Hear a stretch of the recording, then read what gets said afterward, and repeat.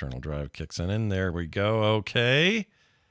All right. Here goes. Countdown in 3, 2, 1. Guns and violence, the whole damn world could be yours. Same as it ever was.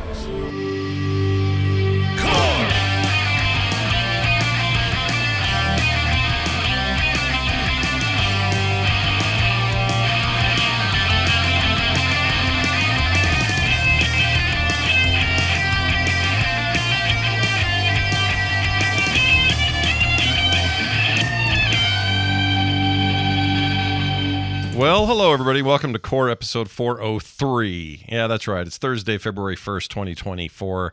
Brand new month. Welcome to the show. This is the show where you have 0 character romance options. I'm warning you now. So get out while you can. Don't even play this game. I feel like my romance options with you are closed off. So I made a big deal about the show title last week, and now you played the whole thing, but you're like, I'll remember that. Yeah, no, I totally did. Said Scott will remember that. And I don't, you do fine work on our music intros, and I don't want to diminish it. I was prepared to leave it lie, so it's nice of you. Anyway, sorry, just whatever. It's good. It's good. And also, no S rank now. There's only an A rank. That's you only right. get to feel like very special friends. We got all kinds of feedback during the week that they really like the new intro. So, and that's your latest one, your latest cut you did this afternoon. I'm glad. It spent about 100 hours total, not on that piece, but I want to make something special for everyone for the show in particular, and I threw out a lot of bad versions of it along the way. That's what I spent most. Well, I can tell you this, John and I, with our vast musical skills, left untapped as they are, couldn't do nearly what you've done. So, we appreciate it. It's not the musical skill thing. It's just perfectionism mostly. Yeah. Well, and you also know how to freaking everything do it. Sucks, and I do completely all the time, permanently, forever. So Yeah, I get it. You can't like anything you make. Yeah, I totally understand that feeling. I do that all the time. And it's unfortunate because there'll be times where I'll do a show, you guys or anyone else, and I won't like it. I'll be like, that went fine. I know it was good, but I don't want to hear it again. And then like a month later, I'll hear it just because I want to go back for curiosity's sake. And it ends up being like really good and funny, like a really quality 3 hours or whatever we do here. And it's always a little bit of a shock to me, but I think that's just people who make stuff. So I'm like one of my favorite artists as long as I'm looking at it months later and forgot that I did it. Same. In the moment, least favorite artist, but looking back, I'm like, you know what? I could draw something if I wanted to. It sometimes takes years for me with that. I'll do a thing and go, not looking at that for a year and a half, and then I do, and I go, oh, that was all right. Yeah. I should post that more. Why am I hiding that? Usually the way I feel is, I wish I could draw that good now. Like I look at it from I was like, man, that was like 6 years ago. How did I get this much worse at this over this amount of time? But it's, it's a weird effect. The way it is. There's a unique hell though in the audio and music making in particular. I mean, you might have some experience with this, Scott, because you've done so much audio over the years. But the mastering aspect of music, like it's one thing to write it, but it's another thing to make a even and listenable audio piece involving making sure everything's loud, except the things you don't want loud. Right. And then it changing volumes over the course of the time, all to make sure it doesn't sound blown out, leaves enough headroom, but sounds loud and exciting.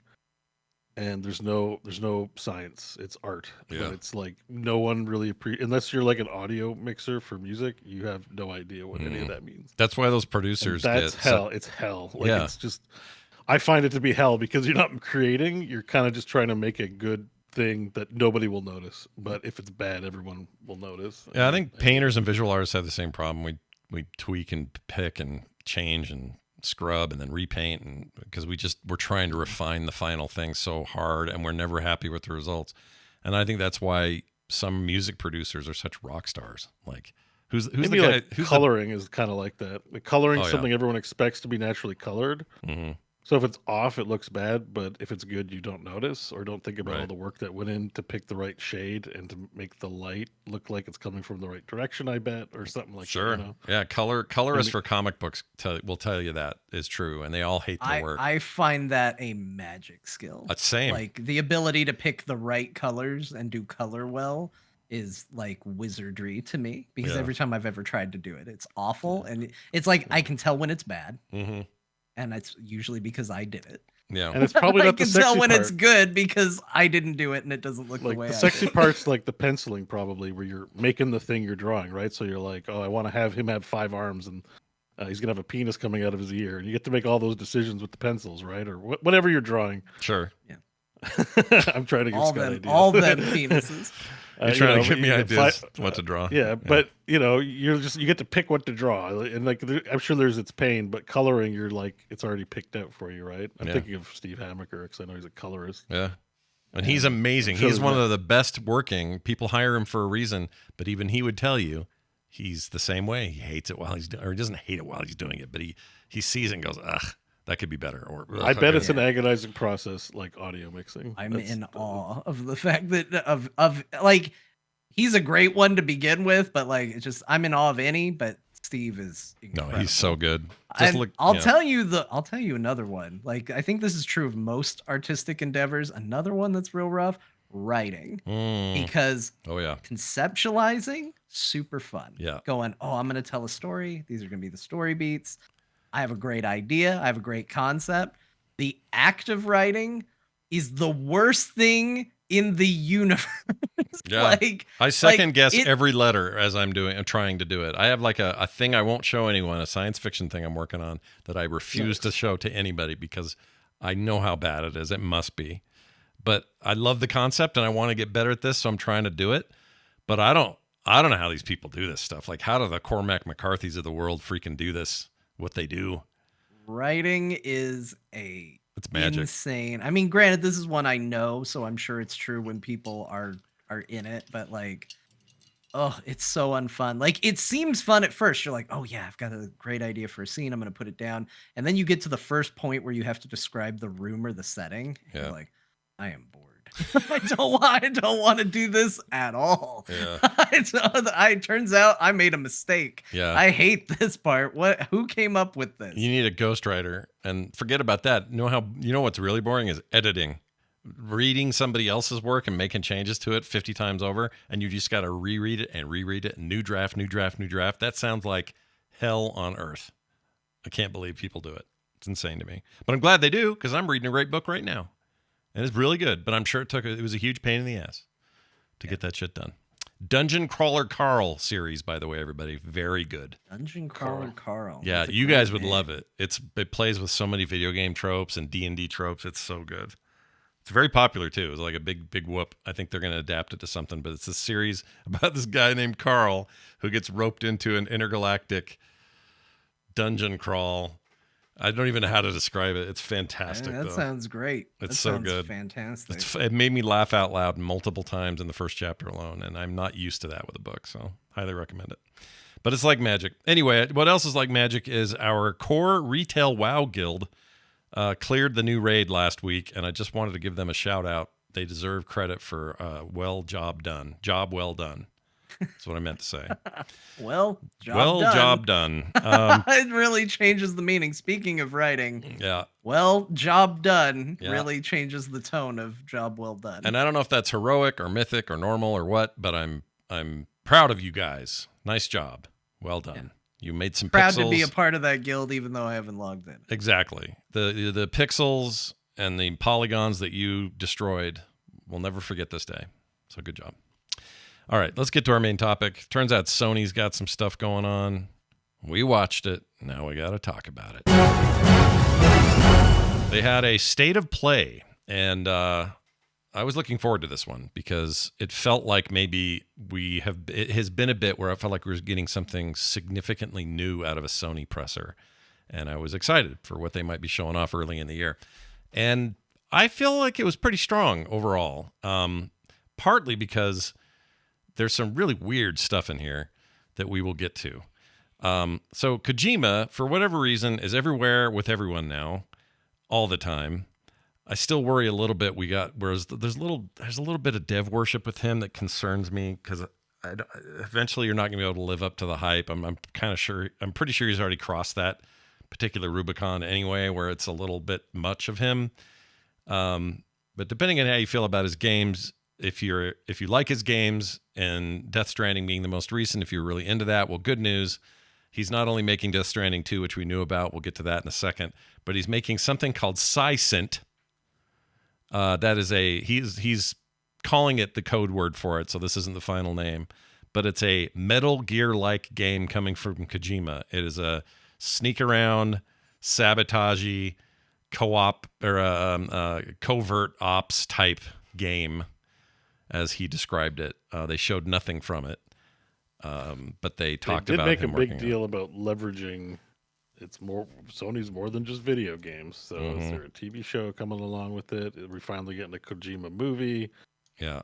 Are we getting original songs? Twitter thing has the Paramount Studios in it, in the picture that he posted. Or Columbia, yeah. Or Columbia, yeah. Sorry, I got the wrong one. So Columbia Pictures. So he's supposedly has a movie in the works anyway that was already announced. I don't know what that is, but there's also a documentary coming and like 3 big games in production. The one they showed at the Microsoft event, which was that horror game. Or no, maybe that was the Game Awards. That was Game Awards, sorry. Mixed up where I saw it. Oh, the OD? Yeah, OD or something, where the girl goes, does that face. What's his name? Jordan Peele? Oh, right. He came out and did stuff. You're right. Yeah, I think it's called the OD, the overdose. The OD. No. Oh, just the OD? Garfield's friend. Yeah, OD. This is 2 weeks in a row where some Garfield references come up. You remember that last week about I don't know why it came up. It was like, oh, he only likes lasagna and hates Mondays. We had a whole other thing. This is twice. I don't know what that means, but it means maybe it's time for a Garfield reread. All right. Like, buy the complete collected works and the compendium. See what we can do there. It's been many years since I read that. I was a young lad when I first read Garfield. He was great. Yeah, back then. I don't know how it holds up, but it's still, I think, in print, even like new ones. I don't know if it's. I don't think it's what's his name doing it, but I think he's got like a. I think they were neat because they had the neat shaped books. Yeah, they were like long half true. books. Yeah, I didn't mind that stuff. Real quick here. Here's what he said on Twitter about the project. It says PHYSINT or PHYSINT. It's a terrible title. It says this will be the third. PHYSINT's the name we should land on. I mean, it's as close as I've got. If anyone has a better way of saying it, please let us know. I mean, I feel like it was very spiritually akin to him because the intro I gave it a weird name, Desality, which is kind of a Kojima name. Kind of, yeah. Purpose. It is. So I'm like, I think he just wants to sound unique, right? If he uses the same old words like Project Titan, boring. That is boring. You're right. I think PHYSINT is a weird word. I kind of prefer this method now that you say that. That's actually a pretty good point. But he says this working title will be the third new original IP since establishment of Kojima Productions. I assume that happened when he left. Well, there was already Kojima Productions when he was still with Konami, but when he left there, this is the third game they're working on. So that's Death Stranding, OD, this, and then Death Stranding 2 obviously is already an IP, so that doesn't count. Anyway, it is a completely new action espionage game for the next generation. It will be created using cutting-edge technology and the best talents from around the world, both from film and video games. Of course, this is an interactive game, but the look, story, theme, cast, acting, fashion, sound, etc. are all the next level of digital entertainment that we could call a movie. What that tells me is the cutscenes are going to be formidable in this thing, and there are going to be a lot of them. Which he already does with his stuff. And once again, the trailer for what he showed for Death Stranding 2, which he says he edited himself because he's some kind of crazy person. It does not surprise me that trailer was edited by him. Not at all. I know this is jumping ahead in the notes, but I didn't get to see all of this. I've had some real busy days lately. I didn't get to see all this. I did get to see the Death Stranding 2 trailer. And all of a sudden, I got to understand every time somebody had a weird reaction to a Metal Gear Solid trailer. Because I've been a Metal Gear Solid fan since 2 probably is when I became a big fan. Sorry, supposed to be muted. I apologize. Continue on. Yeah. I've been a fan of Metal Gear Solid since at least 2, maybe even a little before that. And so I drank the Kool-Aid. So when a weird Metal Gear Solid trailer came out and everybody was going, "Oh, it's so weird. What is this? This is bizarre. I don't like this." I was like, "How do you not like this? This is so cool. This is so compelling. What's wrong with you?" It's your fault for not liking it because this is awesome. Mm-hmm. Well, I didn't play much of Death Stranding, and I don't like Death Stranding, the bit that I played. Yeah. So watching this finally gave me context for people that like aren't in the know. Because I watched this and I was like, this is so long. It's 9.5 minutes. God, this is so long, and I don't like anything that I'm seeing. Yeah, it's 9.5 minute trailer. By the way, George Miller is in this game, and he talks in it. I'll play it now. I was going to play it later, but I'll do it now. Here he is. Some have even theorized that the tower is a sort of primordial soup. That's right. Creator and director of the Mad Max films, George Miller, literally in this game and in the trailer. So once again, he's hiring his friends and whatever. It's fine. So this must produce some kind of conflict for you. I mean, it's George Miller in the game. I mean, not really. It doesn't, because it's a Kojima thing, and I'm now getting used to him doing weird stuff like this. Yeah. It no longer throws me. It's just like, the smell of the Kojima overpowers the smell of Miller. Yeah, a little bit. And I love George Miller to death, and Fury Road is my favorite. Not for his acting. No. If it was Death Stranding 2 by George Miller. Oh my gosh, dude! Holy shit! Now we're talking. Maybe he'll do a film adaptation, but I have a feeling Kojima, if this ever happens to any of his IPs, it'd be him doing it. He wants to direct pretty bad, I think. And I'll tell you what, I'd be way into a Kojima movie because I want to see some of this weird stuff in live action. Yeah, I mean, yeah. Although I will say, John, on the Metal Gear Solid front, I'm not a Metal Gear Solid enjoyer. I played the first one and liked it, and 2 was all right. I remember it, but like the Metal Gear Solid 5 trailer, I think is awesome. I didn't even play the game. I just think that trailer is phenomenal. Like, it stands on its own as an awesome ass trailer. Yeah, the Phantom Pain. Okay, so I'm not crazy when I'm like, oh, that trailer was so good. That trailer's sick. No, like that's trailer better than anything Death Stranding's ever done. Like that's just as far as game trailers go, like that's a high mark. No, it's incredible. That one's a really good trailer. It's incredible. It's a controversial game given his, what we know about behind the scenes with him and how involved he was and when and all that. But this trailer, we'll just go ahead and talk about it. You got your returning Daryl from Walking Dead. You got your lady from last time. I didn't play that first game, so I can't really speak to the relationship there. But this time, she has... Is she the lady from the movie Bo made me watch? Yes, she's in Crimes of the Future. That's her. Because I looked at her, I was like, where did I see her recently? And then I was like, I think she's in that movie that Bo made me watch. Yeah, that's her. That's her. She's lovely. She's also in which I never finished that movie, but Wes Anderson joint. What's that movie called? She has a couple of them. Hold on. Let's see. She is in not not Asteroid City, but like the one before. Let's see. The newspaper, The Dispatch. Oh, French Dispatch. You're right. She's in French She's Dispatch. Simone in that. She's very good in it. I know her from, where is it? Was it Zoe? No. Well, anyway, there's some. Oh, Grand Budapest Hotel. She's also in that. She's very good in that. That might be what I'm thinking of. Anyway, she's a very interesting looking human. I think this thing looks beautiful and it's weird as hell.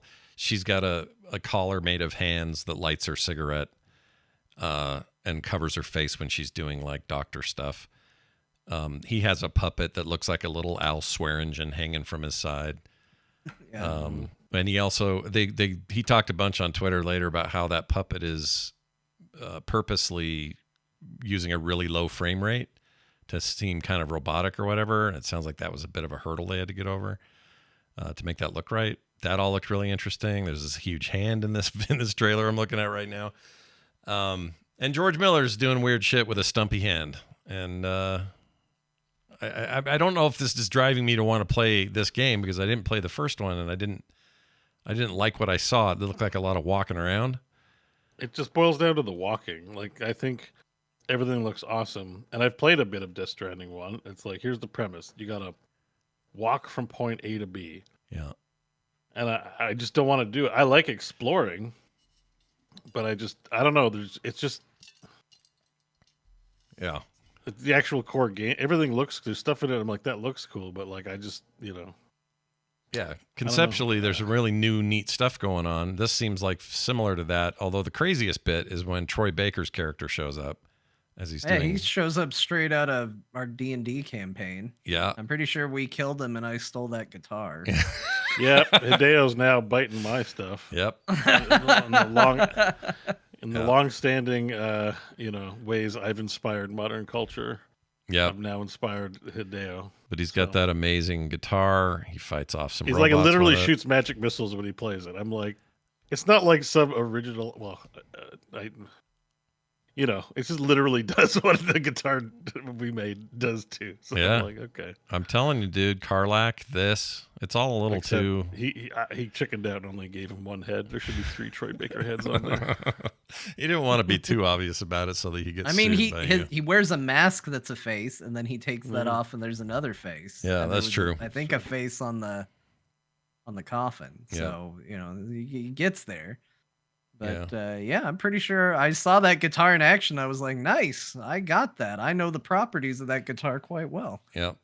That seemed weird, and I liked watching it. I like everything about this, except I'm just worried I'll walk a lot in this game, and I don't really want to do that. I could probably do like a cutscene summation on YouTube and be just as happy. And I don't think that's good. I'd rather have a game I really want to play. So maybe his upcoming espionage game will scratch that itch. I don't know. I don't want to judge this because I haven't played it. I have no idea.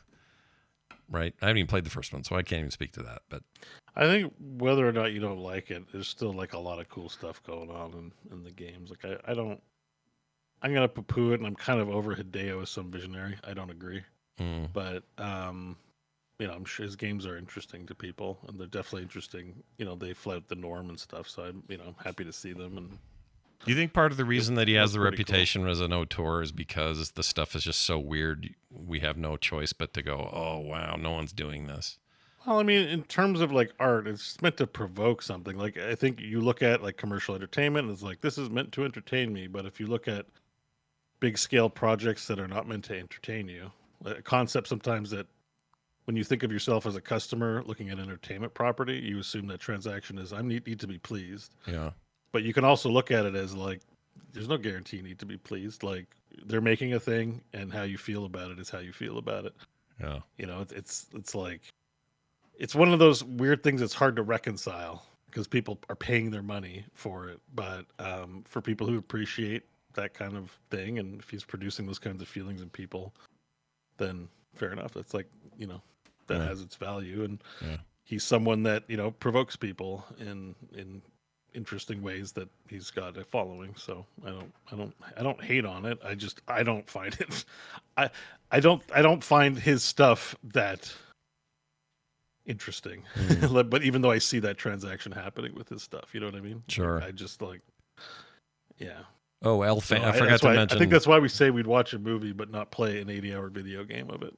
Right. Yeah, I would love to see him just make a freaking movie. He's clearly inspired by movies. He brings his friends in here. Del Toro was in the last game. Big director, not known for his acting so much, but there he was. So my favorite work of his is the Metal Gear Solid 5 trailer. I think it's fantastic. I've watched it like numerous times. I have no interest in playing the game. It's weird seeing I forgot the Fanning kid was in this. She's not a kid anymore. She's like an adult woman, but anyway. There you have it. Death Stranding 2 coming in 2025, they say. And you'd have to sit through all 10 minutes of the trailer to find that part out. What else? They showed off the Silent Hill remake of 2 and also launched kind of stealthily the Silent Hill, the short message game on PlayStation. And I know nothing about how this plays yet, so I'm not going to give it an up or down. I just don't know. It's short. It's an hour and a half. It made me think John should probably check it out, being our Resident Evil lover, and this is apparently very Resident Evil-like. So, John, you might have to try it and tell us what you think. I don't know. Might have to check it out. But it's out there. It is supposed to just sort of be a little tease thing. And again, it's called Silent Hill. The short message. This is their quote. The short message is a short, experimental, free-to-play game meant to introduce newcomers to the joys of that idyllic, foggy city. Okay. All right. Yep. That sounds good to me. Sounds good to me, too. There's a lot of gnashing of teeth right now, though. Nobody likes that this stuff is first person. They think that's bad to just try to turn this thing into another Resident Evil game. I don't know how to feel like that. I can tell you that one of the scariest things I ever did was play the first couple of these back in the day. I mean, everybody was mad when Resident Evil decided to be first person too. Like that's true. That's the thing. And everybody was looking forward to Silent Hills when, PT revealed that it was going to be a first person thing. So, I think just, judge it for what it is. If you play it and you don't like that it was a first person experience, there you go. If you play it and you enjoyed it, then fine too. But like this whole like Silent Hill has to be a third person thing, I don't think that's true. It can be whatever it wants to be, and whether or not that appeals to you is up to you. It says so there are some reviews up already. Let's see. Who's got a good one? Let's try GameStop's or Spot. They say Silent Hill, the short message review. In my restless dreams, I flee that town. Okay, they like it though. Let's see. They gave it a 3 and said it's terrible. Oh boy. Okay. Well, thanks for volunteering me for that. Yeah. Let's see. Oh, it's not good. Well, let me tell you what they said. They said in their summation, the music from Akira Yamaoka, however you say his name, manages to recapture the series' iconic sound, and also the monster design is solid, albeit limited for a single creature. But it's short, so they acknowledge that. Then the bad. A story that plays like a bad Silent Hill caricature. Chase sequences that feel frustratingly trial and error. Dialogue that is so on the nose that it feels allergic to subtlety, takes all the wrong lessons from PT, and retreads the past decade of horror games with lackluster results. So this is the free one. I don't want to give it too much heat. It's free. What? Like people are so entitled. They got like a free mini game, and they're like, it's the worst. But if it's bad, it's bad, right? Like if it's, I don't know. Let's see. Konami. I mean, 3 puts it in the realm of you shouldn't bother trying this. Well, they want people to try it. The Bo scale is 0, 6, 10, right? Like anything below 6 is like you're recommending me not to play it. Yeah, that's true. And 10 is like I loved it and I tell other people. 6 is like it was all right. Yeah. So like they're saying like nobody play this basically. Kind of, yeah. Like, and now people are. Everyone, it's a beloved franchise. Everyone's gonna check it out and form their own opinion. Why are you even ranking this? Because it's a mini game. I'm assuming it's a piece of marketing. Kind of. I mean, it's a standalone thing, right? Or because was there a box game coming after? I missed that part. Yes. Yeah. So the remake of 2 is coming still, and it looks like this. Okay. So the prologue teasing the beginning of the game. Is the remake of 2 in first person? I thought it was also. Let's take a look at this trailer. Because if that's the case, then not to completely excuse internet outrage, but at least I understand better where it's coming from. Because if you take a game that was a third person game and you make it first person and call it a remake, then I do think that there is a little bit of forgive the pun, hill to stand on there. A hill to die on. with your anger. And I'm not saying it's totally justified, and obviously people have a tendency to take it too far, but part of what made Dead Space such a great remake is that it took what came before and just found ways to improve it and stay true to it. Same with Resident Evil 4 remake. I think that if they were shifting it for 2, I think that could be a problem. Well, the good news is based on the gameplay trailer, which I don't know how I missed this because I watched everything they showed at the State of Play. This is showing third person, so maybe it's an option. So, like judging its own thing for being what it is, that's silly to me. Yeah. I was gonna say if the remake changed it, then I get a bit more. Oh, so the remake's in third person. Yeah. And so's the original though, so that fits. Okay, but. Yeah. I think this little short game sucks, I guess. Yeah, and that's the problem, and that's why I think it's an issue for them because they're trying to make a good impression for what's next for the franchise after all this time where there's been nothing. And if that little freebie 1 hour and a half thing is not a good time, then it's just going to make everybody worry about the. I'm sure they're getting an earful. They probably won't end up doing it if a lot of people aren't. You also have to know that if you make a Silent Hill game that's first person, whether you want to or not, you're going to invite PT comparisons. Oh yeah, no way around it. There are people that still to this day say that PT, playable teaser, is their favorite horror game of all time. A friggin' media trailer for a completely different game is people's favorite horror movie or game of all time. That's crazy. Yeah. And so if you're going to invite that comparison, you do have to, you have to be serious about it. Yeah. Yeah, I agree. I mean, and again, we just read the Ronin review. Your mileage may vary. It's free, so maybe people try it and tell us what you think. But I actually kind of had high hopes for this 2 remake. Maybe something John and I would play on stream. But if it's, I don't know. Now I'm a little nervous because this other thing's just getting panned. We still need to play Cyberpunk, man. When are we going to do that? I know, I have that saved. You got to experience my horror game of the year. That's right. Oh yeah, I gotta play that too. Shit. Yeah, you got the thing too, man. Completely about that game. You I bought played it. the main game again. I didn't play the expansion. Yeah, I played enough to get to the save John was talking about, and you bought it, and you were just busy with There's BG3 a lot of or stuff something. that came out around the same time. Baldur's Gate 3 was. Yeah. I think it was a victim to Baldur's Gate. Yeah. Unfortunately. Everyone was last year. That's just the way it was. What else here? Until Dawn, speaking of horror movies. I don't know why they won't just give everybody what's the Born or the Souls game they want? Souls, what is it? Bloodborne. Bloodborne. I don't know why they just the ignore Born identity. They seem like they just ignore fan outcry for that because that's all anyone wants, and they just keep doing They're stuff making like the Elden Ring X-Pack. They're busy, Bloodborne idiots. Like, come on now. That's true. You know, I don't know how they like, work that. They make one game at a time, as far as I know. That's a one game at a time studio. Well, yeah, but they remastered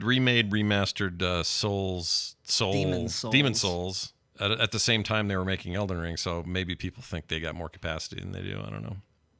Maybe that was an easier process. I have no idea how that Did works. somebody else handle the Demon's Souls remake? Demon's Souls remake? Maybe it wasn't even them.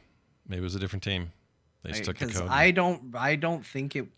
I don't remember. I don't remember if it was them or not. But I thought somebody else might have handled it. Someone in the chat will look this up for us and tell us because you're part of the show chat room. Come on now. But if that's the case, I think a lot of people, they're saying it was a different team. So I think it's fair to go, hey, maybe get those people and have them do it to Bloodborne. They did a great job with Demon's Souls. Do it again. Or Demon's Soul? Demon's Soul. Souls. Bloodborne was a PS exclusive. It's a double right? plural. Demon's Souls. Bloodborne was PS4 exclusive, correct. So this is all right. Anyway, I'm not gonna say things and make people mad. Never mind. I mean, I would love it if that game would come to PC. They're putting so many Sony titles on PC. That's the other frustration. There's like, Sony, you can do anything with Bloodborne. You're just gonna sit there because it's a Sony joint. Like it was a branded. I think it was even branded PlayStation Studios, even though like it was a the Souls collab people. kind of thing. Yeah. It's like that what makes they're it less likely then because they got to get buy-in. Like From just can't decide to do it. Maybe that's why. Got to approve it. So they decided to do this. Until Dawn, another horror game. Remake for PS5, Unreal Engine this time, Unreal 5, to be specific. Beefed up graphics, blah, blah, blah. If you're into that first game, or that game at all, the Until Dawn game, you should. That game was cool. I liked it. I didn't play it, so I have no reference. It's a horror game. That's another one we can play, Scott. That's another one we can go through together. It's a horror game that nobody bought for me, so I didn't play it. That's just a YouTube deal. Yeah, I think this is a... Hold on. Oh, shit. We got to play Elden Ring, I guess, right? Aren't they supposed to coach you in Elden Ring? Yeah. Should we wait for the does it matter that the expansion does the expansion do anything that I would If you don't feel like it, it's fine. I just know that. I'm like, because John always gets to play these games with you. And I'm no, like, I'd love that. I would game. actually love that, but I'm also nervous that I would just suck so bad. Everybody sucks so bad. That's the point. Yeah. You start off bad and then you become the champion. Then you become remember, good. it's From Software. Some people just have a hard time with them. So I don't think Scott would, but you never know. It might be fine. This I might play because I don't know. It looks really good. Video or graphics wise, this is a big improvement over the PS4 game, and I don't know. People really liked it. Sounds like John did. It's really cool. I mean, I think the hardest part about it is kind of like an interactive movie. And while there's a lot of variance, I mean, part of the fun is that, everyone can survive the game or everyone can die. Like it can go a lot of different ways depending on the choices you make. But the fun thing is that, you know, you experience the story and you kind of create your own narrative, and it's probably going to be different than other people's. But once you know the story, I don't think there's a lot of like going back to it. Like I look at it and I go, "Oh yeah, this looks much better. This looks great." But I already know the story. I already know how it all goes down. I have a pretty clear idea of how to save everybody and all of that. So that's my one concern, is I don't know if it gets a lot of people to immediately want to rebuy it, but I would love to see you play through it, because you would be a new person experiencing it. And that's fun. And it's got what's his name, the Unpimp Your Auto Volkswagen guy in it. Peter Stormare. Peter Stormare's in it. Stormare, whatever it is. And then also the girl from Heroes, Hayden Planetarium, or whatever her name is. Yep, Hayden Planetarium's in it. Yep. She's in there. Got the guy who was secretly a Hydra agent from Agents of S.H.I.E.L.D. He's in there. That's right. It's got the dude from... He's the dude from Mr. Robot, right? Yeah, what's his name? The main. Why can't I think of it? You're talking about the main guy, right? The main Mr. Robot. Yeah, well, not Mr. Robot, because that's Chris. That's Chris Slater. Rami Malek. He's in there. Yeah, he's in there. Yeah, he has Steve Buscemi eyes. I'm just putting that out there. You watched the fifth season yet? No, I still haven't seen that final season of that show. I don't know why I haven't. Okay. I love I'm just that an annoying show. Notification in your life about that. No, I appreciate it. It's good. Hello, have you watched the 5th season of this show? So this is the same company who made the Dark Pictures anthology and The Quarry recently, the Until Dawn people. So that's interesting. This is their total history. They started. Oh no, that's not true. They did some other stuff for Sony before, but Until Dawn was like their big hit. Prior to that, they did the Vita version of Little Big Planet. They did Killzone HD, some DLC for Little Big Planet on PS3. But this is their thing now, man. This is what they make. Oh, they made the Little Nightmares games 1 and 2. I didn't know that. Did they? Yeah, those games are cool. You played those. Yeah, these guys are cool. Yeah, somebody buy these games for Scott. I really want to see him play through them. I'm not gonna pay. No. I'm not gonna buy him to do it, but I want to watch him play it. So if anyone's got a code, force this upon Scott. Yeah, if you got a code laying around, I'm happy to get scared. The Quarry would be great, and this would be great when it comes out. The Quarry's got the T-1000 from Terminator. Robert Patrick. Yeah, I think so. One of those. I remember him being in there. He's in one of those. Maybe it's the other 3 trilogy ones. The Dark Pictures anthology thing. Maybe there is a great inside joke in the 2nd season of Reacher involving him. Oh, I'll have to.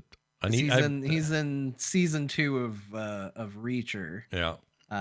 He's in that, and he's identifying aliases that they checked into a hotel under, and he immediately knows that one's a baseball reference, because they say, yeah, he checked in under this name and Sarah Connor. And so he says, yeah, it's a baseball guy. And then he goes, well, then who's Sarah Connor? And Robert Patrick goes, I don't give a shit. That's great.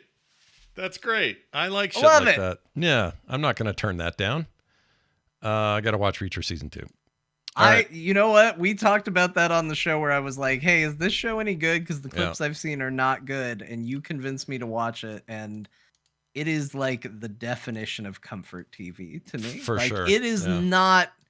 It is not the show where you're like, give them all the awards right now. But boy, do I have a good time watching. It's a real good time, and I hear season 2 is even a better time. I've only seen season 1, but I think I preferred 1. But oh, really? I had a great time. You're like the opposite of most people. I preferred 1, but all right.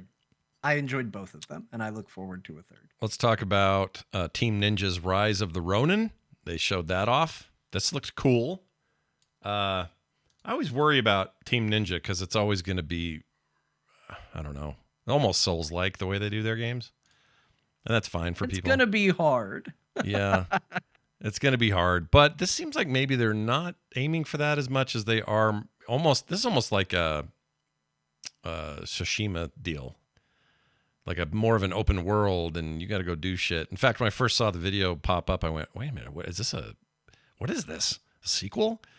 to that game or something, and that's very different. That's more like a traditional open world game. But this seems to have a lot of those elements. There's a lot of grappling going on. There's a lot of almost Assassin's Creed like traversal going on.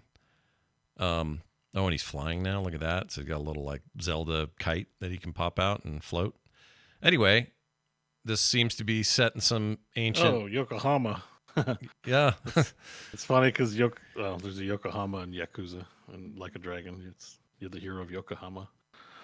Yeah, and look at this combat right here. This looks like, I don't know, it looks a little more strategic maybe than Ghost of Tsushima, but it looks cool. I'm trying not to compare it too much. Obviously, they're both Asian settings and stuff, but maybe they're totally different. But that's my first impression. It just looks nice and bloody, lots of fighting, lots of jumping around. So you're Ninja Gaiden people making a cool open world deal.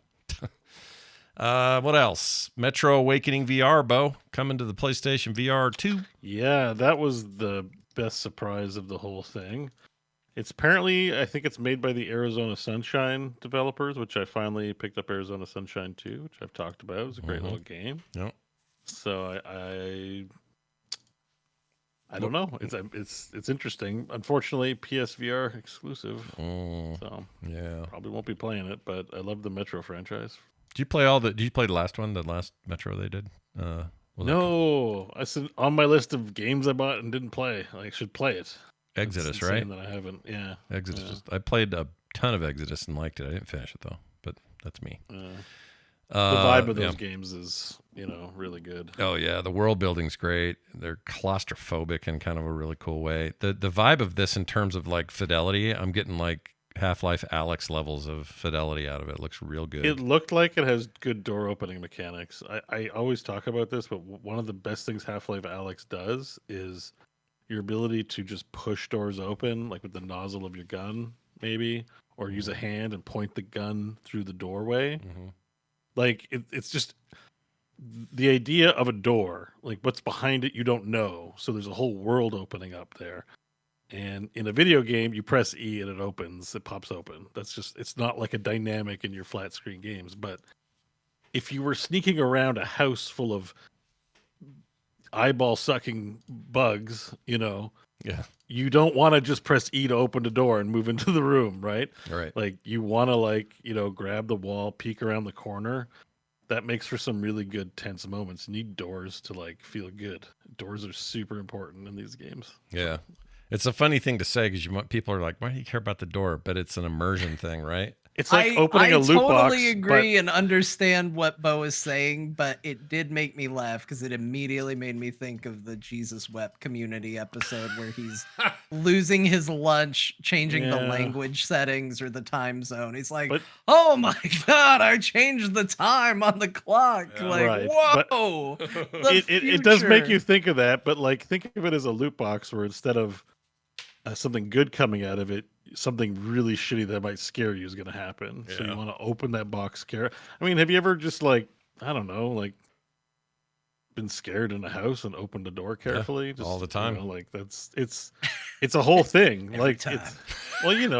Every day. You hear a noise in the house and your wife's like, I think someone's in the house, and you're like, shit. Yeah. I gotta get my baseball bat and I gotta slowly, there's nobody there. Yeah. But you don't know, and you want to be prepared, so you're not barreling down the door. Press E to interact with the stairs, and just do down the stairs like you. No, I 100% get what you're, what you're saying. I'm being sarcastic because it does sound funny, but I get what you mean. Like when you are in that space, all of a sudden this thing that is trivial becomes more interesting because it's more dynamic, and I get in Half-Life, it does sound funny. Like the head crabs do also jump at you, so that you see their ugly mouths going onto your it has that, you get that fight or flight when they jump at you. So I really want to see them first. Yeah. There isn't anything worse than those head crabs spotting you first and jumping at you. I don't even like that in the original ugly game in a 2D mode in 800 by 600. It is 100x worse in VR. It's terrifying. And you know what? They're programmed to actually move kind of slow. Like if you were to play Half-Life Alyx on flat screen and see how derpy they are, you'd be like, oh, they really no big deal. back. Yeah. But in VR, you're like, this is enough. This is good. Like, I don't mind that you've slowed things down a bit because it's horrifying when they jump at you. Yeah, it's just funny how they have to do it different. For the language of VR is just so different, and part of that is if you want real immersion, do things like doors that open with the muzzle of your gun or slowly with your hand or whatever. That's a better experience. In 2D, we don't care. It's not a big deal. It's got there's another great mechanic too with coughing. Sorry to tangent into VR land, but also there's a level where you can cough if spores get in your face, so you have to hold your controller up to your mouth to block it. This is in Metro or in Half-Life Alyx. Oh, okay. Yeah. Just like mechanics you will never use in flat screen games that are a thing in Half-Life Alyx only, because that game is a work of genius. And like one of them is making sure you don't cough to alert the monsters. I just wish more games in VR were more thoughtful about great mechanics like that. Anyways, Metro, I'm rooting for you. Please come to Oculus or Steam VR, please. Thank you. I bet they do. This stuff can't stay there. They didn't sell enough PSVR2s, and I think so. Yeah, I mean, it's like they put their stuff on PC now. I think they kind of need to. Last big one is this Ken Levine. Ken Levine's got a new game. Mr. Bioshock himself is working on a new game called Judas, and I think it looks pretty rad. Until I saw the combat, and it's not that it's bad; it's that it immediately looks Bioshocky to me. Like, to me, there's just, you could have told me this was a Bioshock expansion that they just decided to wait all these years to put out, and I would have believed you. There's something about all his games that kind of look the same. I can't put my finger on it. But anyway, this looks interesting. And it takes kind of it goes into a really interesting paranoid place, as best I can tell from the story, where nobody's actions are their own. So it's kind of playing with some of that philosophy about determinism versus, destiny, that sort of thing. But the idea is that everything you've ever said, done, decided to do, whatever, were all planted in you at some point, like a weed. And you doing the action that you finally took was the weed growing to full adulthood. And they don't say much else besides that. But it seems fascinating. Control the populace kind of idea. And it looks like some hacker girls figured out a way to reach in and find you. So there's a little matrix there. But as soon as the fighting starts, I'm just like, oh, is this Bioshock Infinite? What are we doing? It's like Rusty Matrix, because it even has the architect's wall of screens. Yeah. There is definitely a Matrix vibe going on that I noticed right away. But look at this fighting. Like, this one right here is where a bunch of fists hit things. Hold on. Okay, here we go. That's gun. The way the world moves. I mean, I don't know if I should expect anything else, but I just feel like I'm watching a Bioshock game. And that's fine. That's probably what people want. When I watched this, my feeling was kind of wanted to hate on it, but I was like, oh, it's kind of undeniably cool. Like, I'm just, there's a lot of neat things in this. The animation's sweet. Mm-hmm. It's got the bullet storm grappling hook, I think, at one point I noticed. Yeah. It's definitely interesting. It definitely looks like an interesting title. Is this an exclusive? No. It is. My understanding is it's not exclusive. It'll be on PC at the same time, but it may be timed for PlayStation. And that's based on an article. For this one. Yeah. It looks cool. Ken Levine's a cool dude. I like his stuff. Yeah, I'm rooting for this one. It looks pretty sweet, but yeah. Any thoughts on that one, John? Is that a game you'd play? You like Bioshock, right? Yeah, I like the Bioshock games. I'd probably check it out. Yeah, that's cool. I won't say that, like Bioshock and Bioshock Infinite like immediately sold me on the world, where I was like, oh, I have to go experience that. This one didn't have that effect on me, but it does look interesting. Real quick, speaking of Bioshock, it was one of those earliest examples of a game where you're finding a lot of audio. What do they call them in a game? Audio logs. Audio logs. Oh, yeah. I want to read you something that sounds like an audio log from Bioshock, but is real. Okay, so check this out if I can find it. Hold on. Is it here? It's not here. Here it is. I found it. Okay.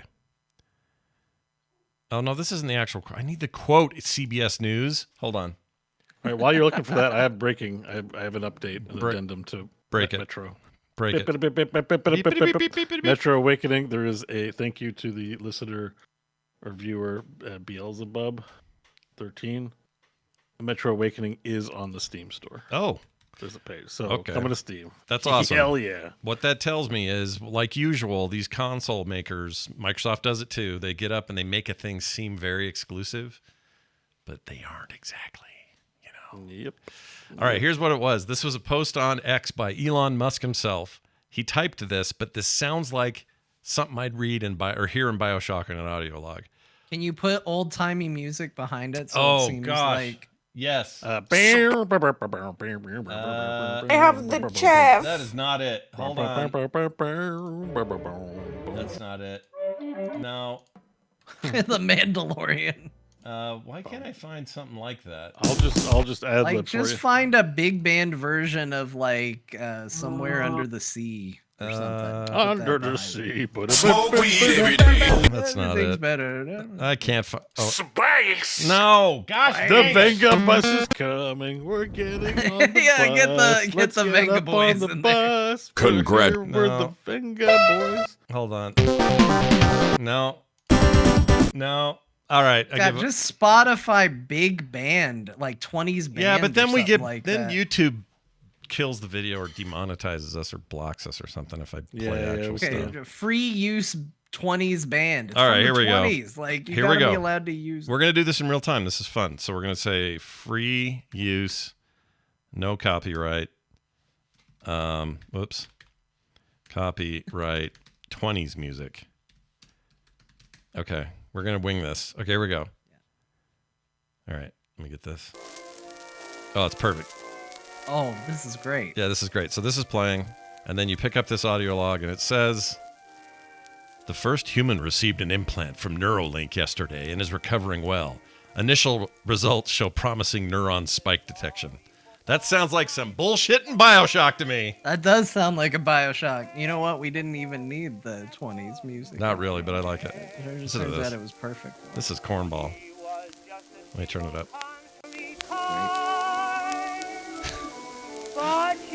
I once knew a girl.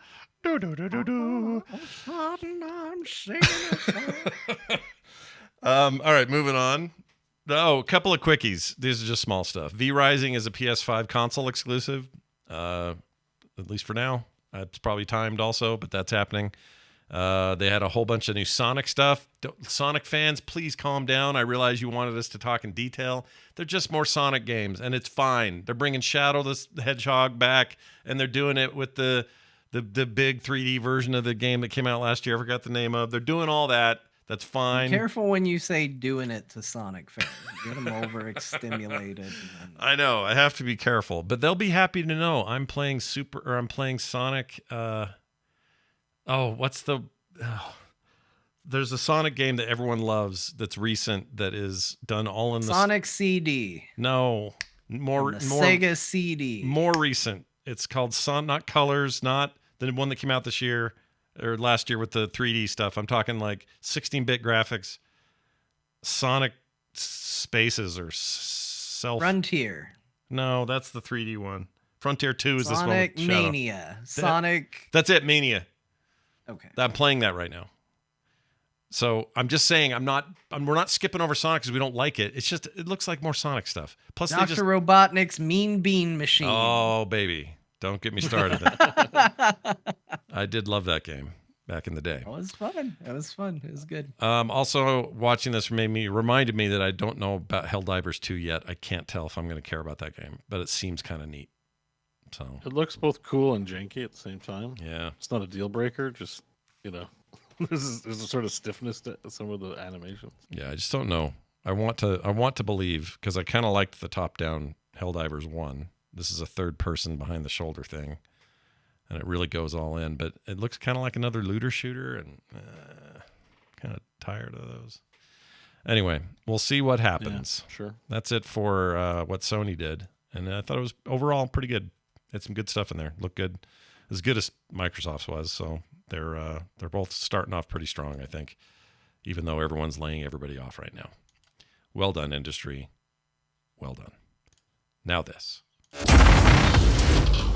The games we played this week. We spent some more time sharing each other's high seas adventure in the video game called Sea of Thieves. We played on Tuesday. And we played for 3.5 hours, something like that. Had a total blast. At one point, Bo set off a powder keg inside of our ship and exploded all of us and killed us. Well, that's because I was copying John. Because John left us.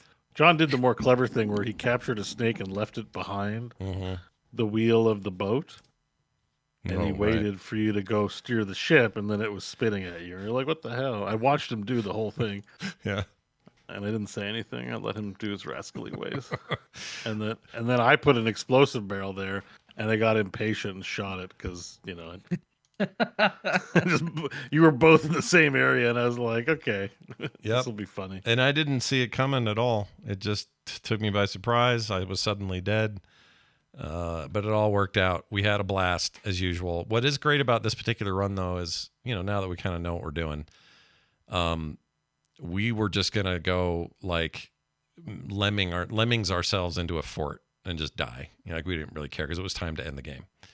And instead, we ended up clearing out that fort, finding a bunch of rad loot, and then finding even more of it because we were patient enough to find these keys.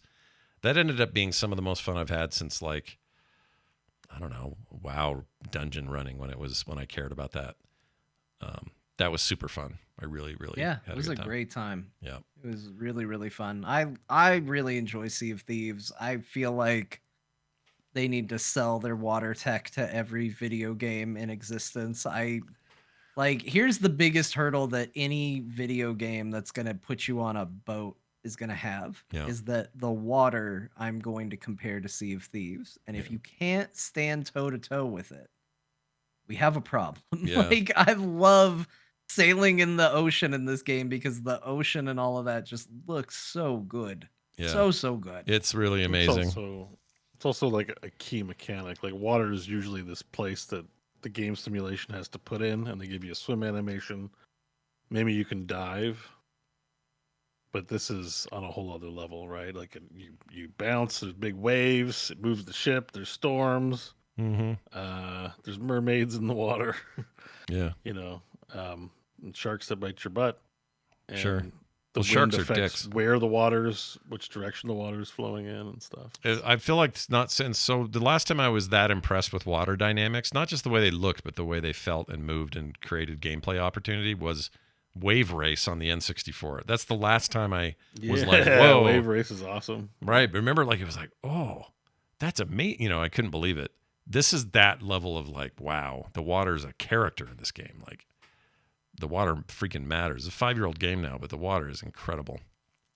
I agree with John. Yeah. It's a really fun game. We ended up doing a dynamic event with a skeleton creature guy. He was a dick. You know, just a good time. Well, I guess you picked a quest and it just so happened to be on the same island as the giant tornado, which was nice because that doesn't always happen. Yeah. I said first time I've ever seen that happen. Like, there's a number of map, I don't want to say call outs, but like signifiers or, you know, markers that are like events, like the skull cloud and this red tornado there's several thing. other plumes that can crop up, and the red tornado is one of them, and it just so happened to be on the same island, so we got to fight the guy. Yep. Great. And if you guys are listening who you feel like you're directionally challenged, this game can be frustrating. When I get to when I look at that map and go, okay, well, there's the mark on the map where this treasure is, getting oriented as to where I'm facing it versus where the map says I'm facing it, even though I'm facing north, the map's going south. Like, I get really turned around. That's a me thing. There's no mini maps or iPhones in pirate times. Nope. So the game's like simulating that to some extent. Like, you have to find things the way they had to find things with the map with the X on it. Yep. And then even then you got to dig around all over the place, and you might get lucky, you might not. John taught us that at least the maps are arguably well rendered. You know, at least they have Photoshop in pirate times. Yeah. Photoshop. No iPhone. And the interactive table, you know, that's all very modern. The way that table moves and all that. Right. Yeah, stuff it's like moves. a giant LCD screen, basically. Yeah. That game's great, though. I look forward to more of that game in the future. We will surely see I mean, I don't think we had. Did we have a big PvP thing this one, or did we actually just get shit done? No, we were on safer seas, so we just got treasure and stuff. Yeah. Went well, though. Well, it's good to do that stuff to like learn the mechanics and learn the stuff. Like I think again, one of the issues with the game, which they've addressed with the Save for Seas, is you kind of have to learn while also getting picked on. Yeah, Man, it can be kind of frustrating. I think when that happens. Yeah, it's not as fun when that goes down, but it's very good. And if you haven't tried it before, you really should, especially if you have Game Pass or some quick way to get it. It's also on sale right now for $20 on Steam, so check it out. All right, let's move on to. Oh, you both played Like a Dragon: Infinite Wealth. Everybody but me. Yeah, that's pretty much all I did this past Yeah, week. I have a couple other games, but I'm not gonna lie. Like in the graph of my game time, they are little slivers by comparison. Did you? We'll start with you, John. Do you know how far you are? Are you having the time of your life? Like, what's going on? I think I'm on chapter 6, maybe chapter 7. I don't know, somewhere in there, in that area. And I kept joking that like, no, I'm ready for more. But there was a part of me that was like, am I going to be burned out on this franchise a little bit, having just marathoned Yakuza Like a Dragon and then Like a Dragon Gaiden? Yeah. But Nope. you're playing this one. You're playing this one properly. I'm This time. playing this one mostly proper, although I am still. I will say this game does keep trying to get me to go do side activities, and I want to. Like I'm into it, That's but I am so into this story. I'm having a hard time spending a lot of time in those side activities because I am just having such a good time with this story. It's really, really good.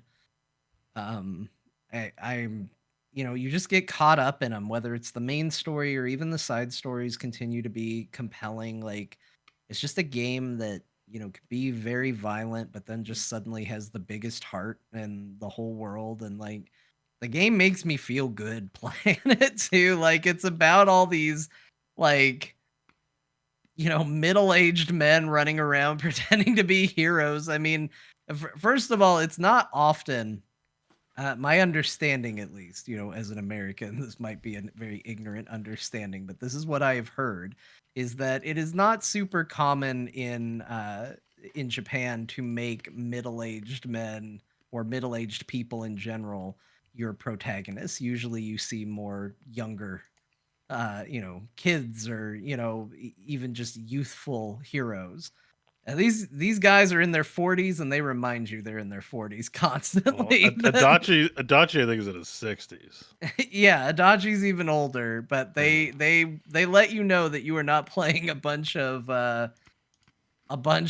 young bucks running around, but they're still trying to be heroes. They're still trying to do the right thing, and it's just so fun to watch. And the setting change has been great. There's been a couple swerves in the story that I didn't see coming, although there was one that I accidentally, by just trying to do a ton of stuff in the game, it's not a major spoiler, but I noticed it. I'm pretty sure Bo is past this. Do you think you're I'm on further chapter than me? 7. I'm on chapter 7, and I just I guess like Kiryu's not my party anymore. That sounds super dire. Sometimes you say a thing that sounds more like a spoiler. Well, I'm not spoiling anything. Kiryu's not in my party currently. So are you at that point? So, yeah. So I kind of spoiled that this was going to be a direction because your party in these games, I'll speak kind of broadly, fluctuates. People join. In the last one, there was a huge section of the game where a party member leaves and you get new party members to take the place, and then they're not there, then somebody else comes back. So it's not uncommon for people to leave and rejoin your party and various things to happen. But there was a point where my party got bigger. And I was like, all right, well, let's get our social links up. Let's be friends. And I was having the hardest time social linking with one of the characters. I was like, I can't up my social link with one character. Why? And then the game, I was like, something has to happen. And then the game was like, yeah, something happened. So it wasn't a major spoiler. It's not anything. Even if I said it, people would be like, oh, that's not even a big spoiler, but I'll talk around it a little bit. But yeah, like it was a minor thing, but I really do like the direction they're going with it. And the things you can do, and the new setting is great. You know, you get to see a lot of the old setting too, which felt good to be there, and just seeing this cast of characters again is awesome. Like I don't. Oh, sorry. Go ahead. I don't have too much more to say except like the last thing I just want to say about this game is the combat system. I cannot overstate how much improved it is over the last one. Like it is actually a joy to do combat, but then they've even put in quality of life. Like I got to a point where I was now stronger than most of the random enemies walking around, and you can just hit a button and you basically, the fight starts, your character runs over, hits them one time, and they finish the fight for you. It just trivializes it, and you don't have to go through the whole rigmarole of it. Yeah, it's just called the smackdown. You just automatically win the fight and move forward. So I'm just jokingly saying there's a right way to play it. I don't want it to be like a serious thing, but there is a point because I haven't gotten any further, because now that I'm at chapter 7, I'm like, it's time to explore Honolulu. So I've S-tiered all the Uber Eats missions. Like, wow, what a crazy delivery where basically it's a crazy taxi mini game. You can't just deliver on a bike. You got to do stupid crazy tricks, and it goes crazy delivery, super crazy delivery, crazy delivery. They can do that because they own the crazy the guy who gives you the quest is literally the guy from the Crazy Taxi box. Shut up, the guy dude. with the green hair and the yellow shirt. Yeah, and all of that. His name is I forget. That's amazing. Not Raphael. It's Cameron Michelangelo. Leonardo. Donatello. I don't know. Oh, it's Charlie. His name's Charlie, and you can get him as a pound mate. So if you reach a certain tier with him, so he's pound mates are like your phone summons. It's a service that you call, and you get. I'd like to order a pound mate, and they come and help pound the enemies for you.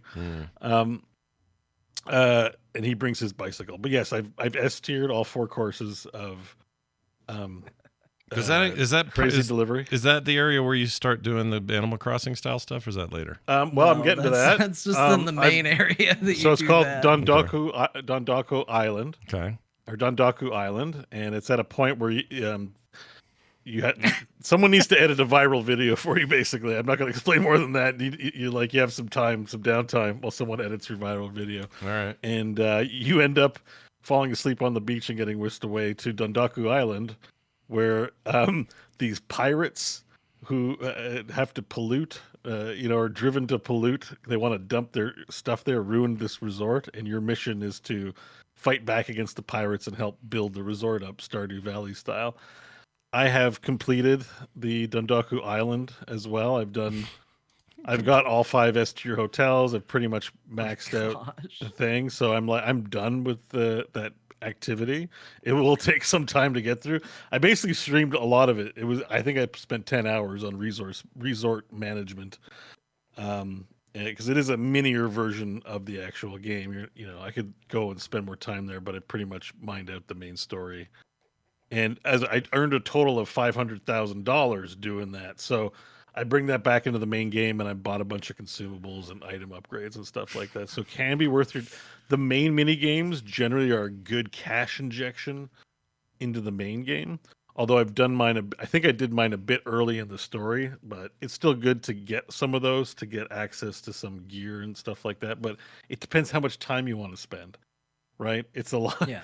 It's an extra 10 to 20 hours in a game about something different with a different activity where all of a sudden I'm just playing Stardew Valley or Animal Crossing for a good chunk of time. Wow. So I've done that, and now I'm working on my Sujimons. So I'm a tier 2. I've beaten the first of the discrete 4. So every Yakuza game, on one of the side missions, there's a 4 boss to beat, and this one's the discrete 4. And then there's usually a 5th overlord that finishes up the side thing. So I think I only have 50 of the 300 Sujimon, but I'm probably getting all this. I'm probably going to collect them all.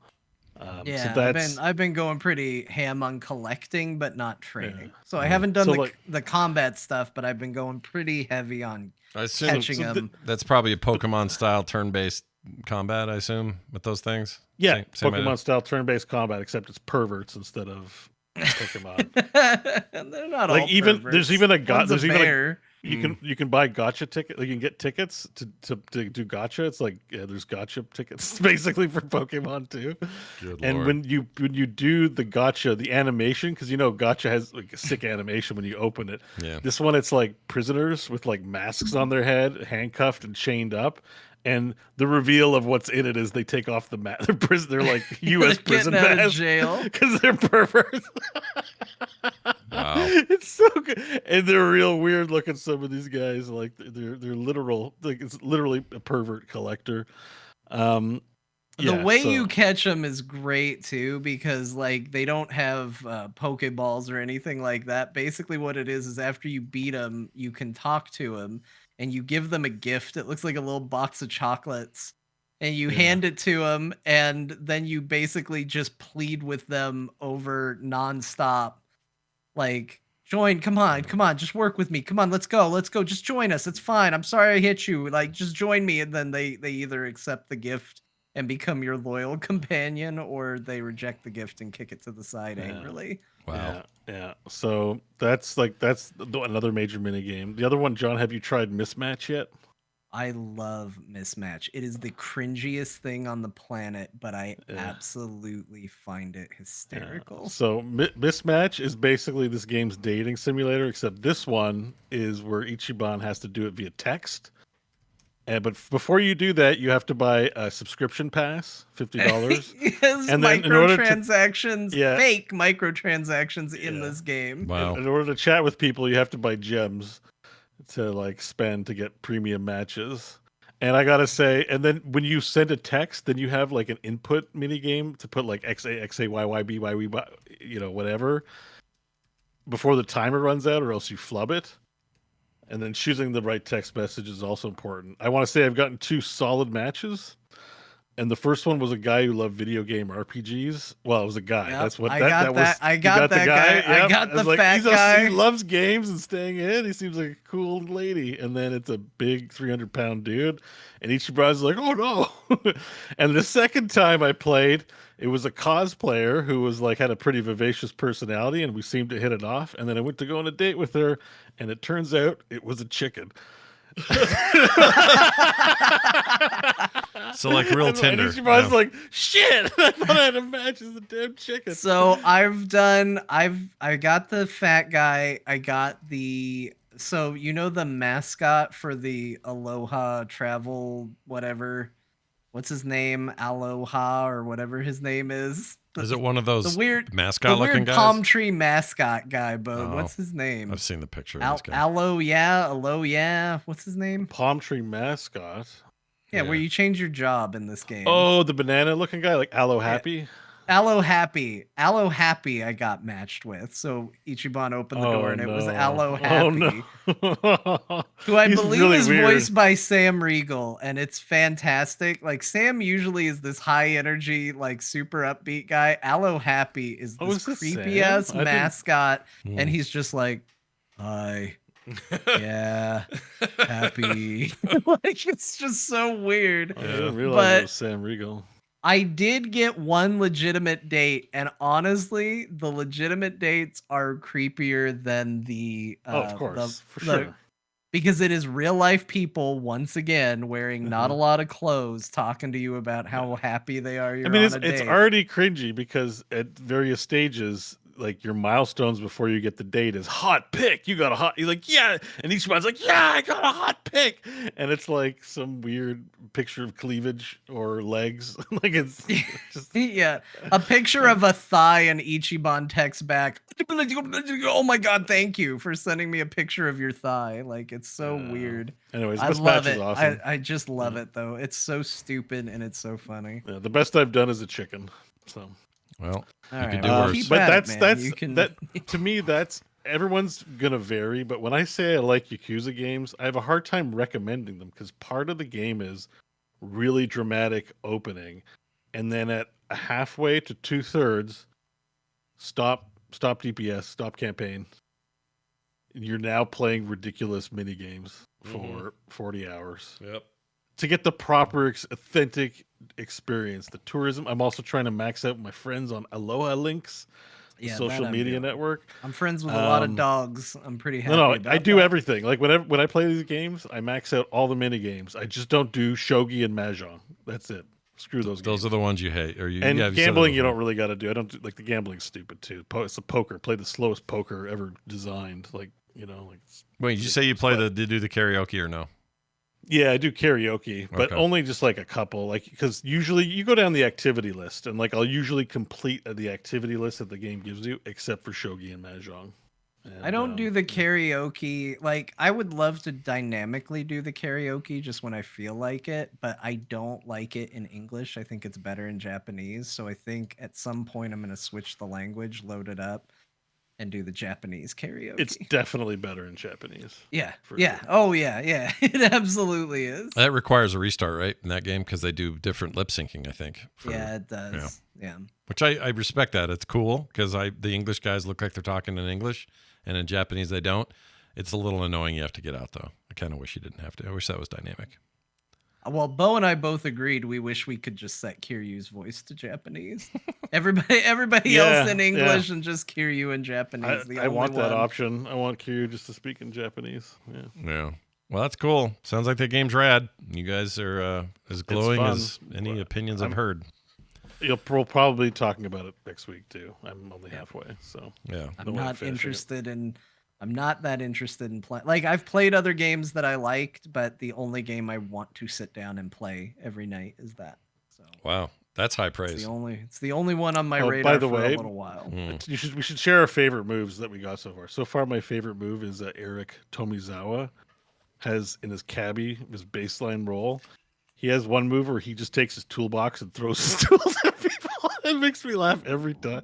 Like they're all dumb moves, but for some reason, I'm like, that would really hurt if I just took my toolbox with wrenches and hammers and just railed it at someone. It would really hurt, and I laugh every time he throws his toolbox at people. It sounds like a Rip Torn dodgeball Rip Torn type thing. Kind of. It's like very chaotic. It's an AOE because it goes everywhere. But yeah, that's great. He has one as well where he just dumps water on people and then just starts scrubbing the water with a brush. Soap down. Yeah, and I just think that's the funniest move in the world, that you just dump water on somebody and then you just scrub them real good with a brush, and that's considered an attack.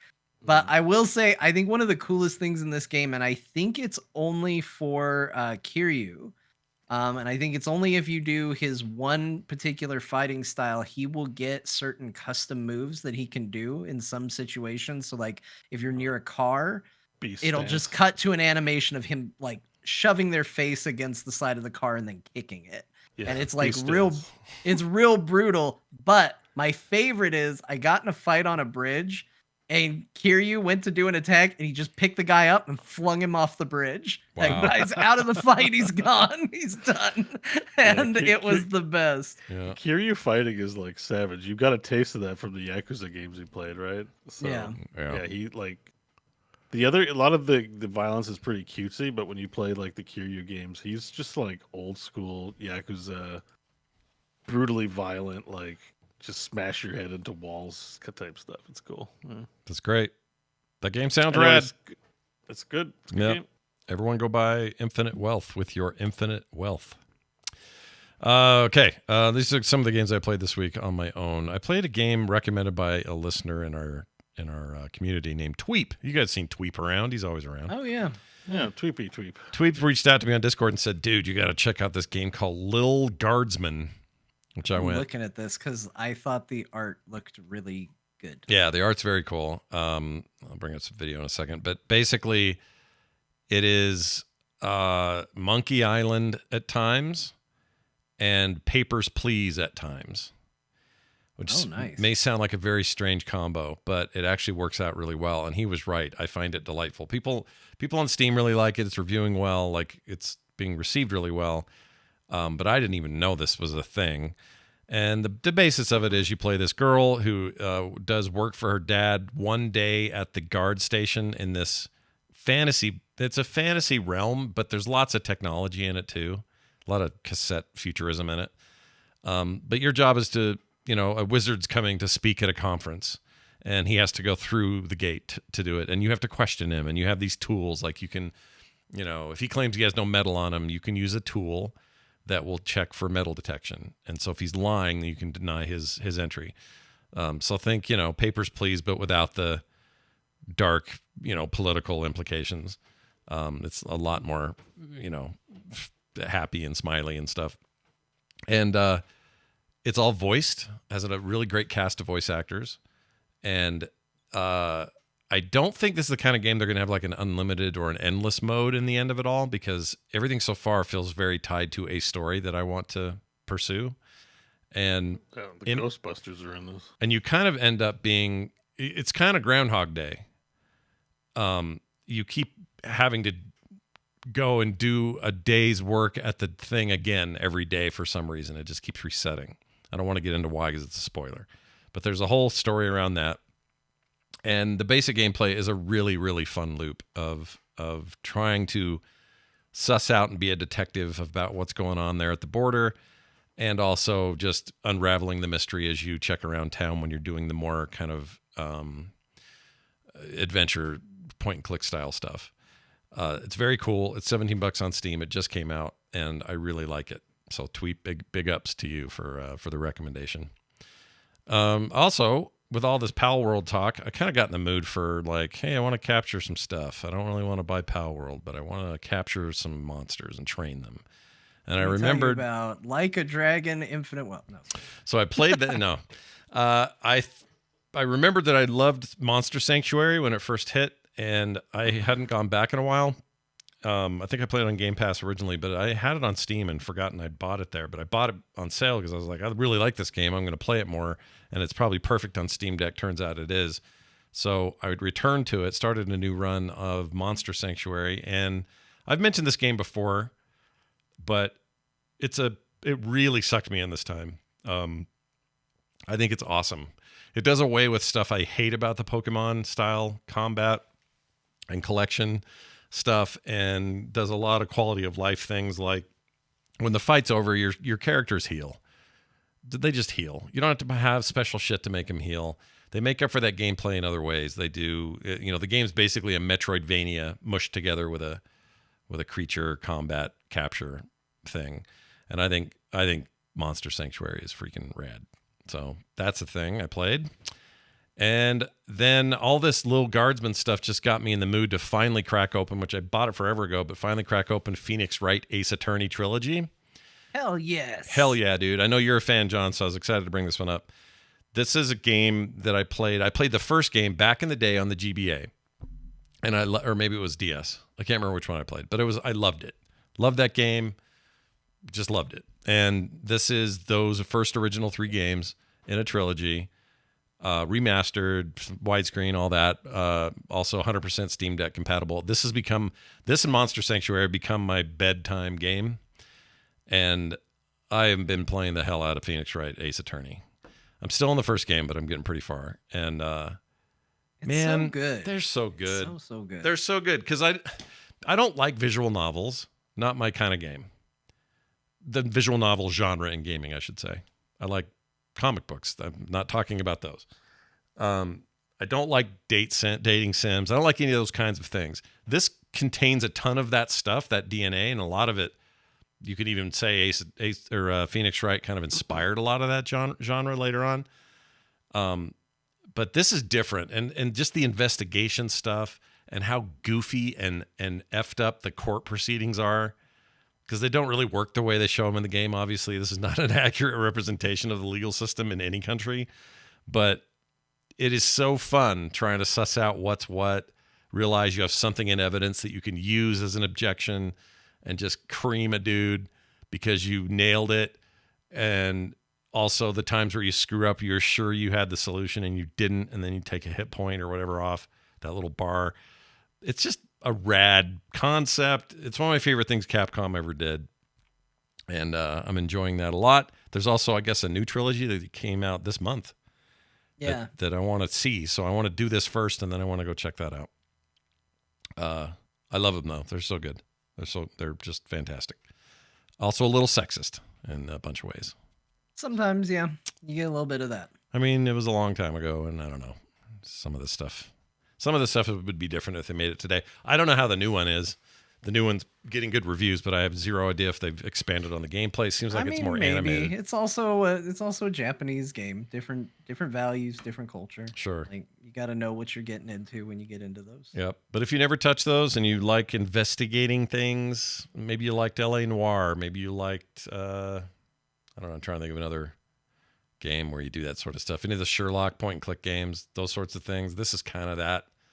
But yeah, they're just so crazy. I mean, there's something about the way Japanese video games tell stories that somehow walk that line of being grounded but so over the top in a fun way that I just really like. And this does that so much, where it's just like, this is ridiculous. And if you examine it, it is 100% ridiculous, but it does it with such earnest effort that you totally accept it and buy into the world that you're in. And it's just crazy. Yeah. It's just really enjoyable. Yeah, very, very fun stuff. The only complaint I had, if I had one at all, is that the old pixelated graphics of the original games when they came out were really, really great, like really fun, but also just trapped in that era of what we could do. These take the same scenes, characters, moments, whatever. Sound has kind of stayed the same, but they've kind of just painted over everything, right? So it just is it's more of like a drawing than it is sprites. And I kind of wish they still look like sprites, or I had a way to switch around. I don't know. It's a very small thing. It's not my favorite graphical treatment of a remaster, but for what it is, it actually really doesn't matter in the end. The fun you're having is more important. So anyway, I would highly recommend it. And I think that trilogy, the original trilogy, is on sale right now. The new one is not. That thing's like $50. So, and I spent some more time with Aloy. I don't have to say much more about that because I just continue down the path of getting Forbidden West under my belt, and I love that game. John, let's talk about Boxes Lost Fragments. I have no idea what this is. So I've actually talked about this before during one of the Steam preview things, but it is out now. It's currently on sale as a bit of a launch sale deal thing. And I have another. If this sounds interesting to you, I will also point out that the first game of this type, which was called Doors Pandora, I think, something like that. Doors Paradox. Sorry, it's by the same people. And it's the game they made before this. It is free on Epic. So right now it's their free game.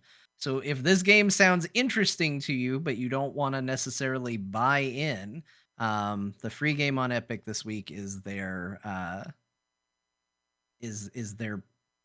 prelude or first attempt at a game like this. But basically what this game is it is a puzzle game centered around a lot of boxes. It's more than just that, but you basically are given a series of puzzle boxes that are all mechanical and clockwork in nature, and I flip this switch and that unfolds this, which lets me get this, and you just keep solving puzzles and letting the boxes open and reveal new things and expand. And I thought I was going to get in and just go, yeah, I'll play it a little, remind myself what this game is, and then I'll have something to talk about on Core, because I didn't think I was going to have anything to talk about this week that wasn't shared. Yeah. But I ended up playing through the entire first set of puzzles.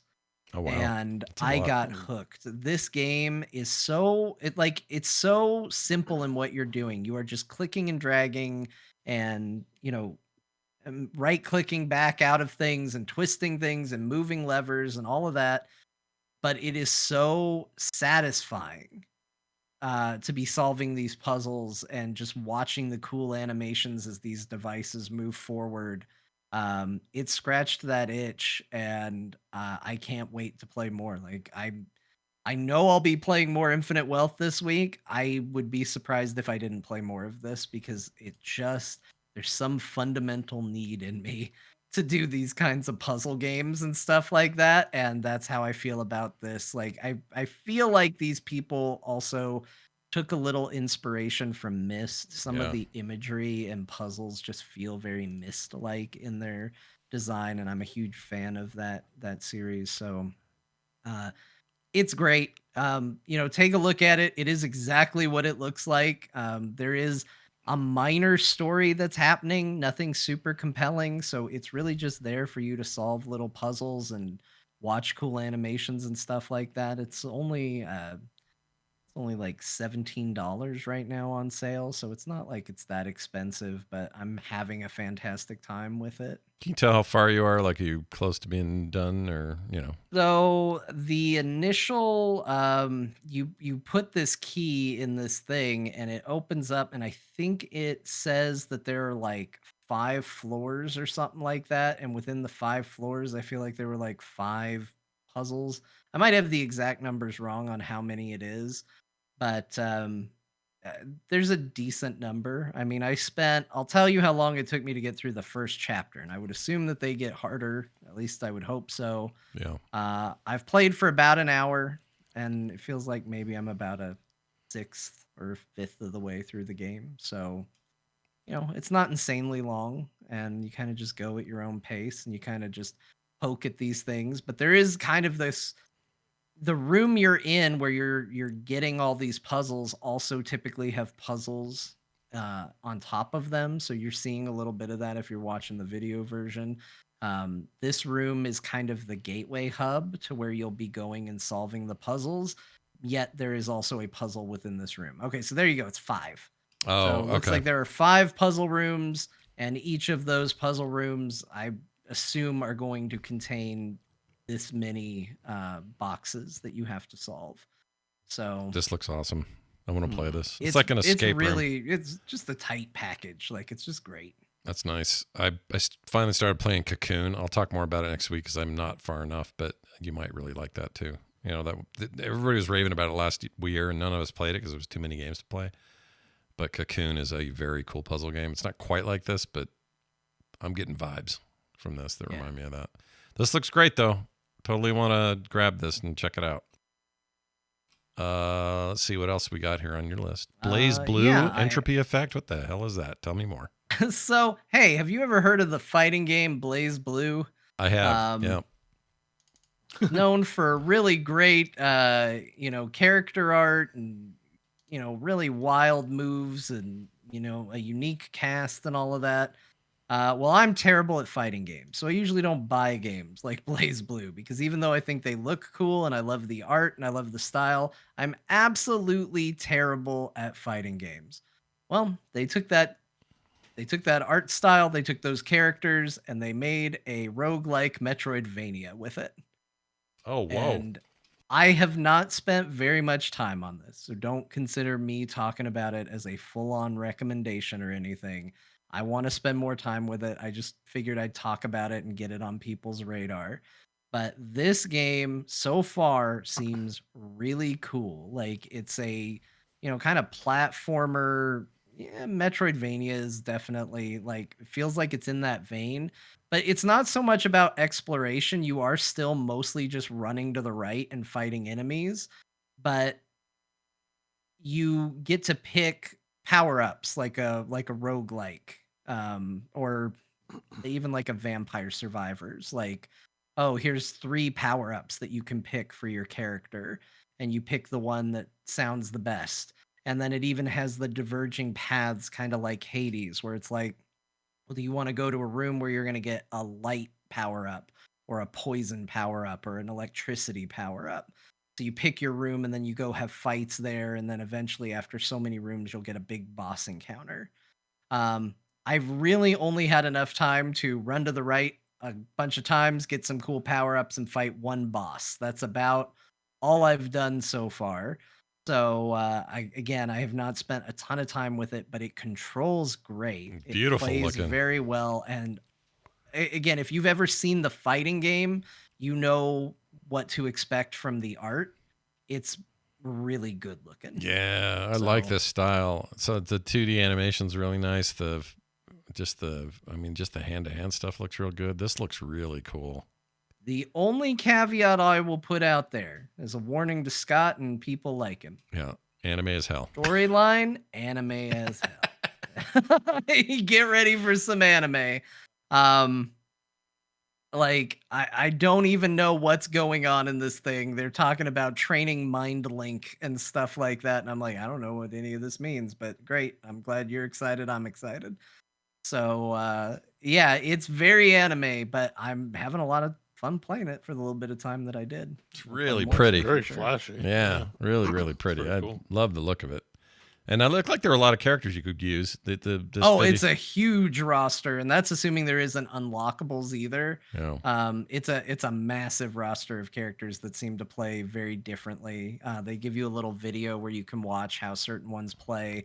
One definitely is that like kind of berserker style where they deal more damage the more damage they've taken, but their attacks restore their health. So you got to walk this line of taking hits, but also dealing damage to stay alive. And, so like that might be one character. I started playing as somebody with a spear. So it's a lot of long range moves and stuff like that. It's very cool. Like you said, the franchise is a fighting game franchise, right? Right. Yeah. Yeah. So people are used Blue, to just. So are they using their assets like in this new context? I kind of wondered if they would be, but like the sprites are definitely smaller than what you would expect from a fighting game, and they're very locked in on just 2D fighting planes. So they are characters from that series, though. I recognize the girl that's dressed like a cat. Yeah, there's like a BlazBlue collection, BlazBlue Calamity Trigger, BlazBlue Continuum Shift Extend, BlazBlue Chrono Phantasma Extend, BlazBlue. Fiction. Yeah. How do you say, is it BlazBlue or BlazBlue? I don't even know. I don't know. I mean, it doesn't have an E, so Blaze, but I don't think it necessarily matters. I mean, Bo makes a good point though, because there's no E there. It is spelled BlazBlue. Yeah. But, Yeah. Educational, like, I think you're right. Yeah. So we'd say like there's a craze, there's like a not a Kraz, right? It'd never be Kraz. Not a Kraz, and they say a blaze, not a blaz. But like topaz. So if there's an E on the end, we go A on the A, but if there's no E, it's A. So BlazBlue. I think you're right. I'll bet it's always been BlazBlue, and I've just said BlazBlue all these years. I think I'm going to continue to say BlazBlue. Yeah, I mean, don't. That being said, it's also a translation, so who knows if the localization. I'm gonna get real Titus Titus on this business and go with the one. I found out this week that it's not Steve Buscemi, it's Steve Buscemi, and it's always been that. And I still can't not say Buscemi. Why do we shush this? I don't know. I don't know why that happened. Buscemi? It's Buscemi. The greatest question of all time. Why do we shush the sushi? Yeah, why did we shush the sushimi? Shush the Buscemi. I don't know what that's about. It looks really cool though, dude. This looks rad. I like it. You know what? It's like they might experiment with other types. I clicked one of these in this collection and it says combining a 2D fighting game with a visual novel. So apparently they experiment more often than I thought. Okay. They're not afraid to trying different things with it, but I think this is cool so far. The BlazBlue people are big at Evo, right? They're like big competitive scene for the fighting games, for the mainline fighting games, I think. Yeah. I think so. Yeah, they look like primarily fighting game Yeah. And I'm seeing some characters I saw from the other one, but like this stuff easily could be 2D cells. Yeah.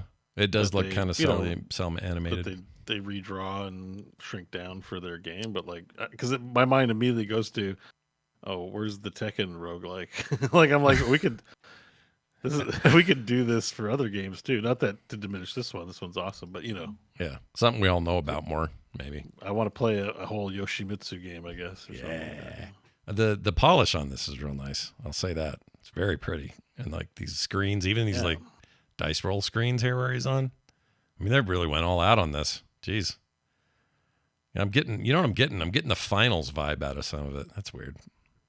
Like these big bombastic banners and stuff. Anyway. Yeah, it's kind of crazy. That looks awesome. I don't know what's going on with this game, but it's got style. Seems neat. Now, in the shadow of 2K4 or 2K24 WWE reviews hitting already. Mostly positive, by the way. I think it's just previews. So is it previews? Right? Okay. I've read a couple of full reviews that are saying that it looks awesome, and I'll try to find one. But people seem to be into it.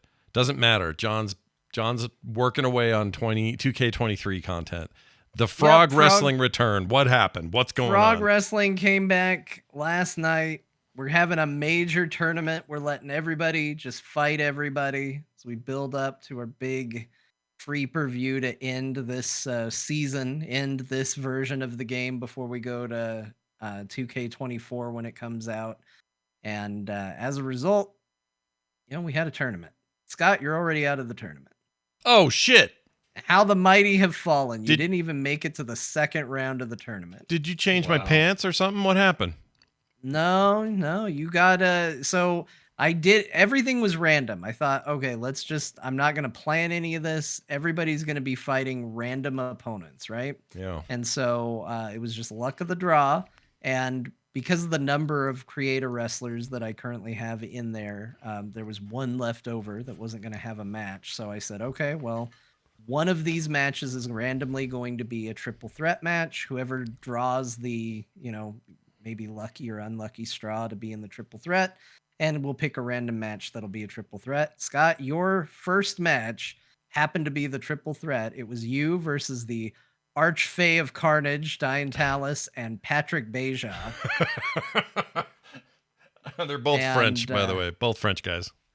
And yeah, Patrick won.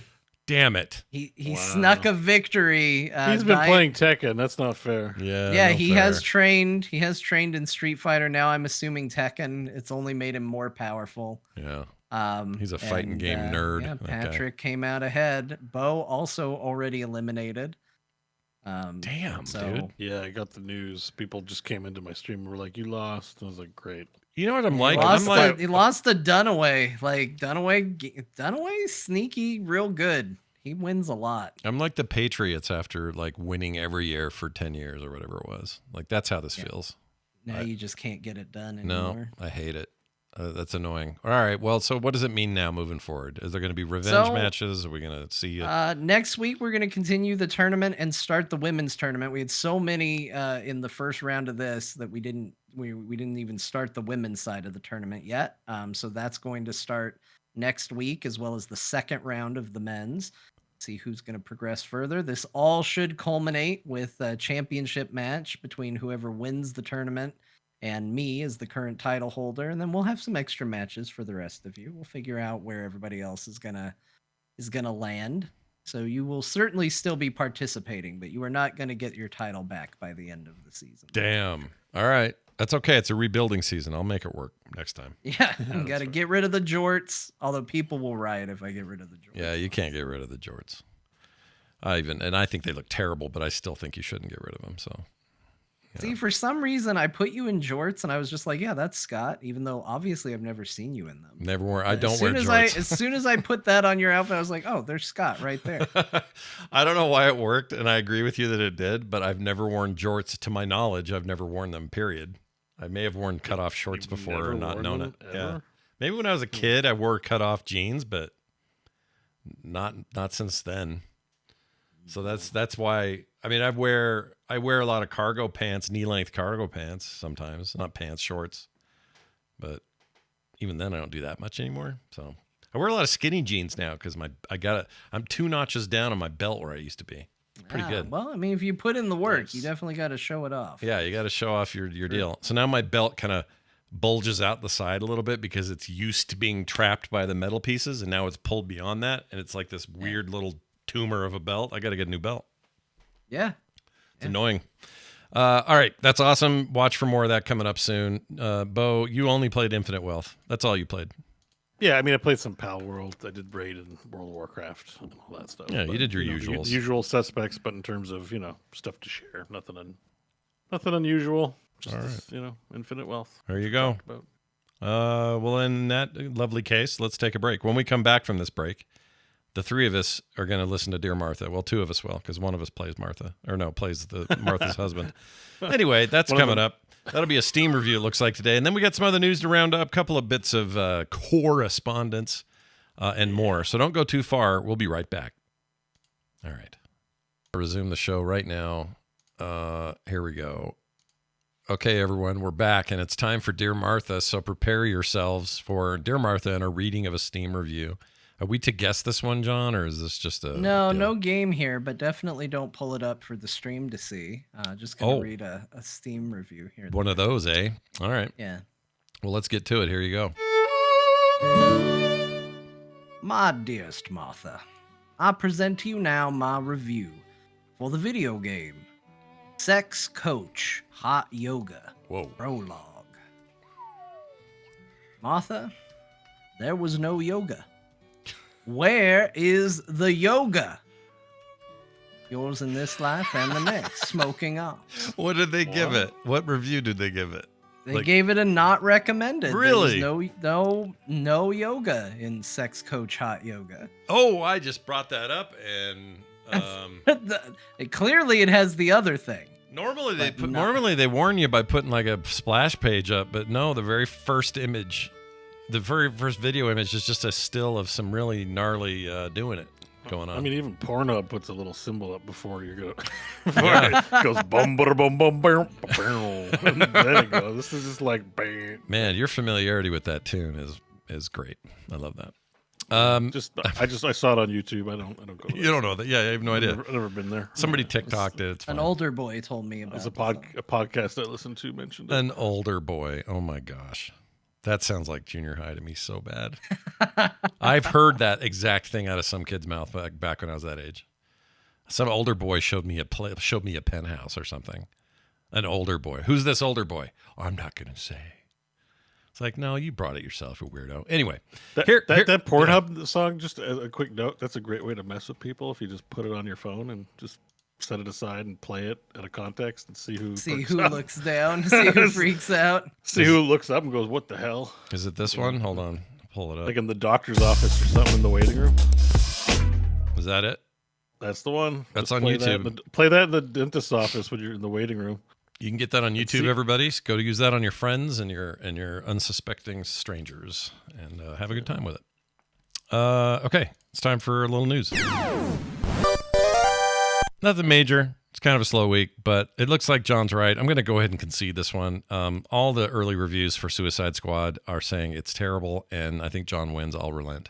Don't say John's right. I wasn't rooting for it to be bad. I know you didn't want it to be. I mean, you weren't rooting. Well, maybe part of you is rooting for it. I've heard a number of people in the core chat say they bought it and they're liking it. I've seen one person. Some people are liking it. I'm sure there are people that think it's good. I didn't want it to be bad. I just was surprised that you had it as your number 3rd most anticipated. I thought that seemed high. Yeah, it was a little high. But I didn't want it to be a bad game. Yeah. But yeah, it's not receiving the best reviews in the world. It's certainly got a bit of controversy around it. I'll say this, like, I haven't played the game. I'm going to be honest with everybody. If Core talks about this game, I'm not going to be the person to do it. I haven't seen anything about this game that makes me want to play this game. Right. You have not. It's not a review thing. I'm not trusting the reviews. I've watched gameplay. There's nothing in here that is interesting to me. That's where I land on it. If you enjoy it and you're having a good time, more power to you. I'm not going to get to speak from a place of knowledge on this because I haven't seen... I've seen a couple cutscenes. None of the jokes seem funny to me. I've watched the gameplay and it looks okay, but not the type of game I want to play. I'll tell you That's where I'm at. I'll tell you what, though. Not even controversy. It shouldn't be one that annoys me the most are players that are freaking out because the Justice League are being killed off by the Suicide Squad. Hold on. I want you to look at the title of this game. There's some justification here. How? Why? How? Comics do this all the time. The game is called Kill the Justice League. Suicide Squad, kill them. Yes, I get it. You found a back-a-box way to justify it, but let's really think about this for a second, because I've seen people try to dismiss the controversy the way you did. A lot of people went like, it's called Kill the Justice League. What did you expect? Well, it's also a sequel to the Batman Arkham games. Well, sort of. It's in the universe. It's in universe, yes. Right. In the universe would mean a sequel, right? If it picks up where the Arkham games end, that's what we would call a sequel. Does it pick up where it ends? Do we know that? Or is it just like, hey, same Batman, we don't know when. Dude, comics do this all the time. This isn't that weird, right? It's really not that weird. Is there like a cube involved? Let me just get to where it's at. This is where it's at. Crystal. I'm not. Let me be clear on what I am doing and what I'm not doing. Just real quick. Let me put it on the table. All right, go. I am not saying that I agree with the volume of the discourse around it. Yeah. And I will even say that some of it is just unfortunate timing and grabbing at straws. However, they have certainly said that this is in the Arkham universe, a continuation of that universe. Of those games. They have said that. Okay. Can we just say spoilers on this game, please? I mean, they're going to kill... Skip ahead, light spoilers on this video game. Which we haven't played, so we don't even... I mean, this is we very don't know light. full context, but we're going to talk about the controversy, and I can't talk about the controversy without the spoiler. If you don't want to be spoiled on an element of this game, turn it off. Okay. So Batman in this game, he's in this game. We knew that. Yeah. It would be, if this is a continuation of Arkham, the Batman we played in all those games. Right. He dies in this video game. He sure does. He gets shot in the head. Shot in the head by Harley Quinn. Yeah. I certainly understand people that hold those Arkham games in high esteem going, I don't like that ending for this character. I think that is a perfectly justifiable reaction to that cutscene. I don't even think they. But here's what the if thing. what if there's a crystal at the end? Like, that's my entire point. I don't think they kill Batman. People think they do. I will tell you, they do. But how do we know he's permanently dead? But do you know about the crystal? Do we know if has the crystal been confirmed? I love this crystal or not. Shut the fuck up. I get what you're trying to say. Comic books undo this all the time. Yeah. But as far as the box game, what you can go and play right now, I'm not talking about future content that might come out, and that's what a lot of people are going, well, but maybe it does deal with some alternate universe stuff, so maybe, yes, there is a road where they could undo this. Yeah. Sure. There always is. Any universe can do it. What is presented in the story, Batman is killed by Harley Quinn, and they do put a heartfelt tribute to Kevin Conroy at the end in the form of a eulogy for Batman. He is not back alive at the end of this video game. Okay. I checked. Okay. Because I was curious if I was going to justify people getting mad about it. I wanted to know if he's back 10 minutes later. I looked into it. Now, if they add DLC down the line that puts him in the game, then yeah, there was a crystal and he came back. It's fine. But that's not what's in the game right now. Okay. So I get people going, I like those Batman Arkham games, and I think this is a shitty end for the character. I think that's fine. I do think it's a little bit of a bridge too far to go, this is disrespectful to Kevin Conroy. They didn't know he was going to die when they made this video game. No. That is a weird thing to get upset about, because it's not like they made this game and went, you know what, this is going to be the swan song for you. And he was like, guys, and they're like, no, I'm sorry, Kevin, you're not going to make it. Yeah. I get that he is, if I read a Batman comic, I hear his voice when I read Batman. He is iconic. Yeah, of course. I think he is probably the most iconic version of the character. But you can't fault the game saying it was disrespectful to his memory when he was still alive when he did this game. He was down. That does not hold water. And yes, I will also say, to your point, Scott, it is called Kill the Justice League. You should have come in expecting to see the Justice League die. But I also do understand the level of discourse if you care about the Arkham games going, I don't like this ending for a character. That's like not liking Alien 3. I get it. Yeah. I truly get it. Can I get ask it. a question? If it's called Kill the Justice League, aren't people mad that Batman dies in the first 10 minutes? So you're only killing 3/4 of the Justice League? Well, it's not early. It's pretty deep into the game. You said first 10 minutes. Oh, okay. Oh, I thought. I don't think it's in the first. Who said first 10 minutes? No, I may have just heard something that didn't happen. Okay. Okay. Never mind. I thought you said he dies he gets shot in the head in the first 10 minutes. No. He's my understanding, he's in at least half the video. Oh, game. okay, Yeah. okay, never mind. Yeah, Okay. he's hugely I'd be mad into it. about that. I'd be like, I can only kill 3 of the 4 Justice League members. I mean, the first Like, and- few minutes Bait and of switch. Alien 3, they kill off a bunch of people I didn't want dead, but yeah, Yeah, I get that. and I understand that, but it's not going to. This still doesn't. It doesn't take away from your love of the previous, well, 3 games. Yeah, 3 games, right? City, Asylum, and Night, Dark Knight, or whatever it was. There's also Origins. Oh yeah, What but they they can't don't see. say. That's the funny thing. I was reading today. Somebody was talking about how they in this game stuff that happened in Origins. They still don't acknowledge that game exists because it's a different developer, not their story. They consider it separate, which I think is kind of funny if you add that to this controversy. Because on the one hand, they're including the beloved stuff, but Origins was fair to Midland and not the same developer. They are not including any of that as canon in this game. Well, and that's the thing is like I do think, and this is why I said while I understand it, I think the volume is too high on it because I do think Bo's right. I wouldn't be surprised if there's a crystal, like to just use the term he's throwing out there because I think it's a good one. Like A cube or a crystal. they or wave their hand and like Batman's back, or they go through a portal because it sounds like the game as a service model of this game, the stuff that's going to keep coming post game deals with going to alternate realities.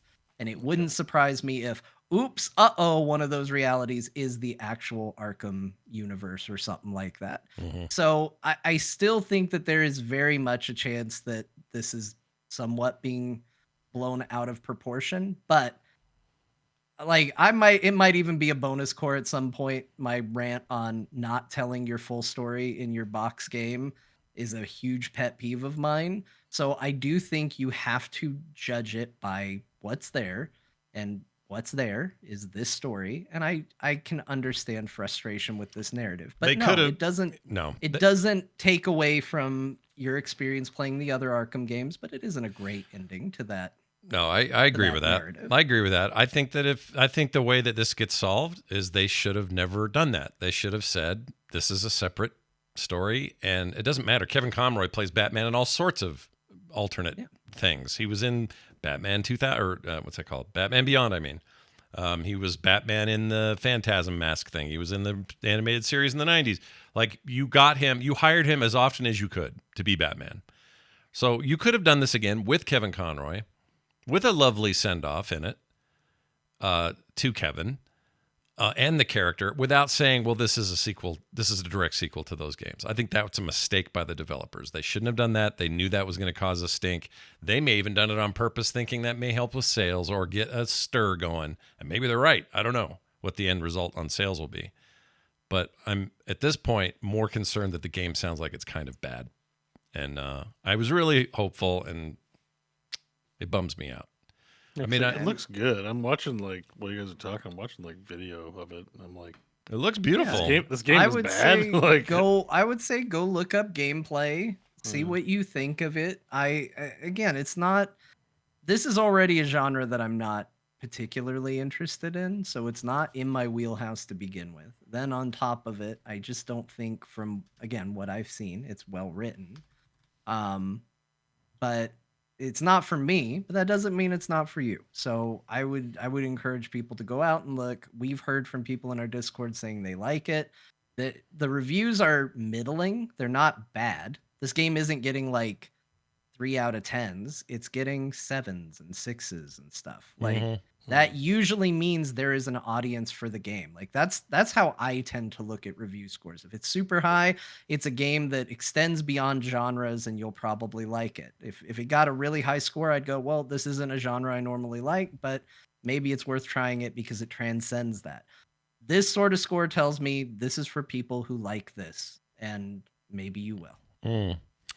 Tomorrow's the official release day. The pre-orders is what people are playing now, early access. So we got a guy in our community named Shanafan who loves it. We got a guy in our community, or a lady in our community, Tally, who hates it. And I feel like there's going to be a lot of division like that. You're going to just see a lot of stark sort of, I like it or I don't.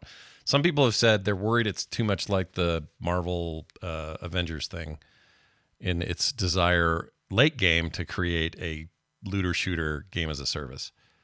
And that's fine to not want to play that then. But all I really wanted was a cool campaign and a big open world and characters I like and stuff like that. So maybe it is still that for me. I don't know.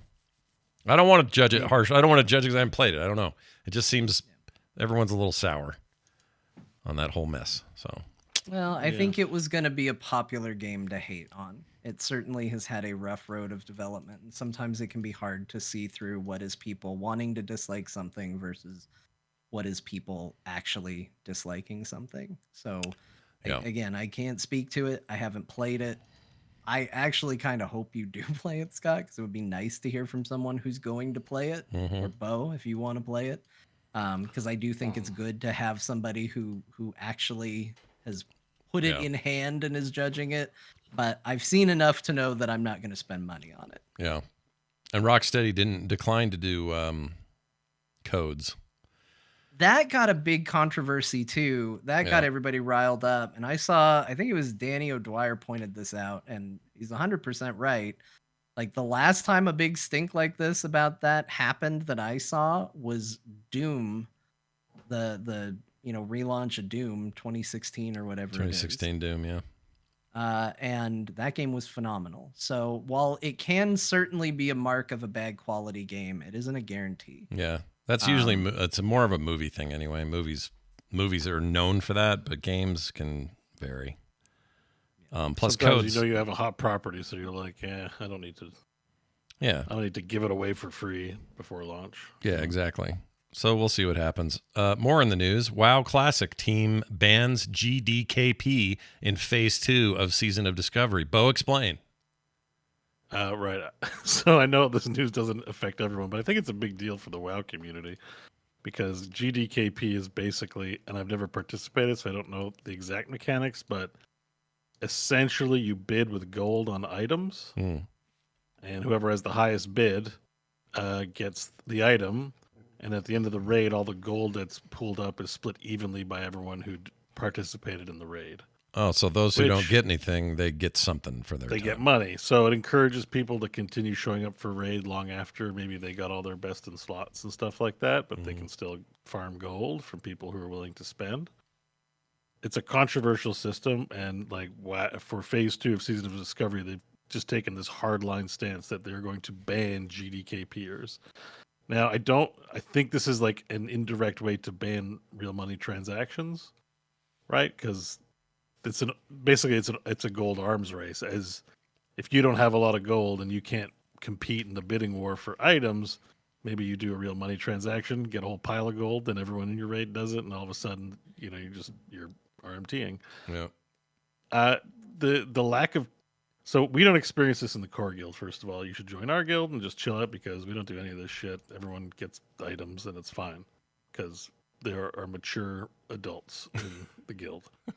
And it's just whatever. We just joke around. Eventually, everyone gets stuff. We've run like BFD like 20 times. We try to run extras. Like I try to make sure to I got a healer, I got a tank.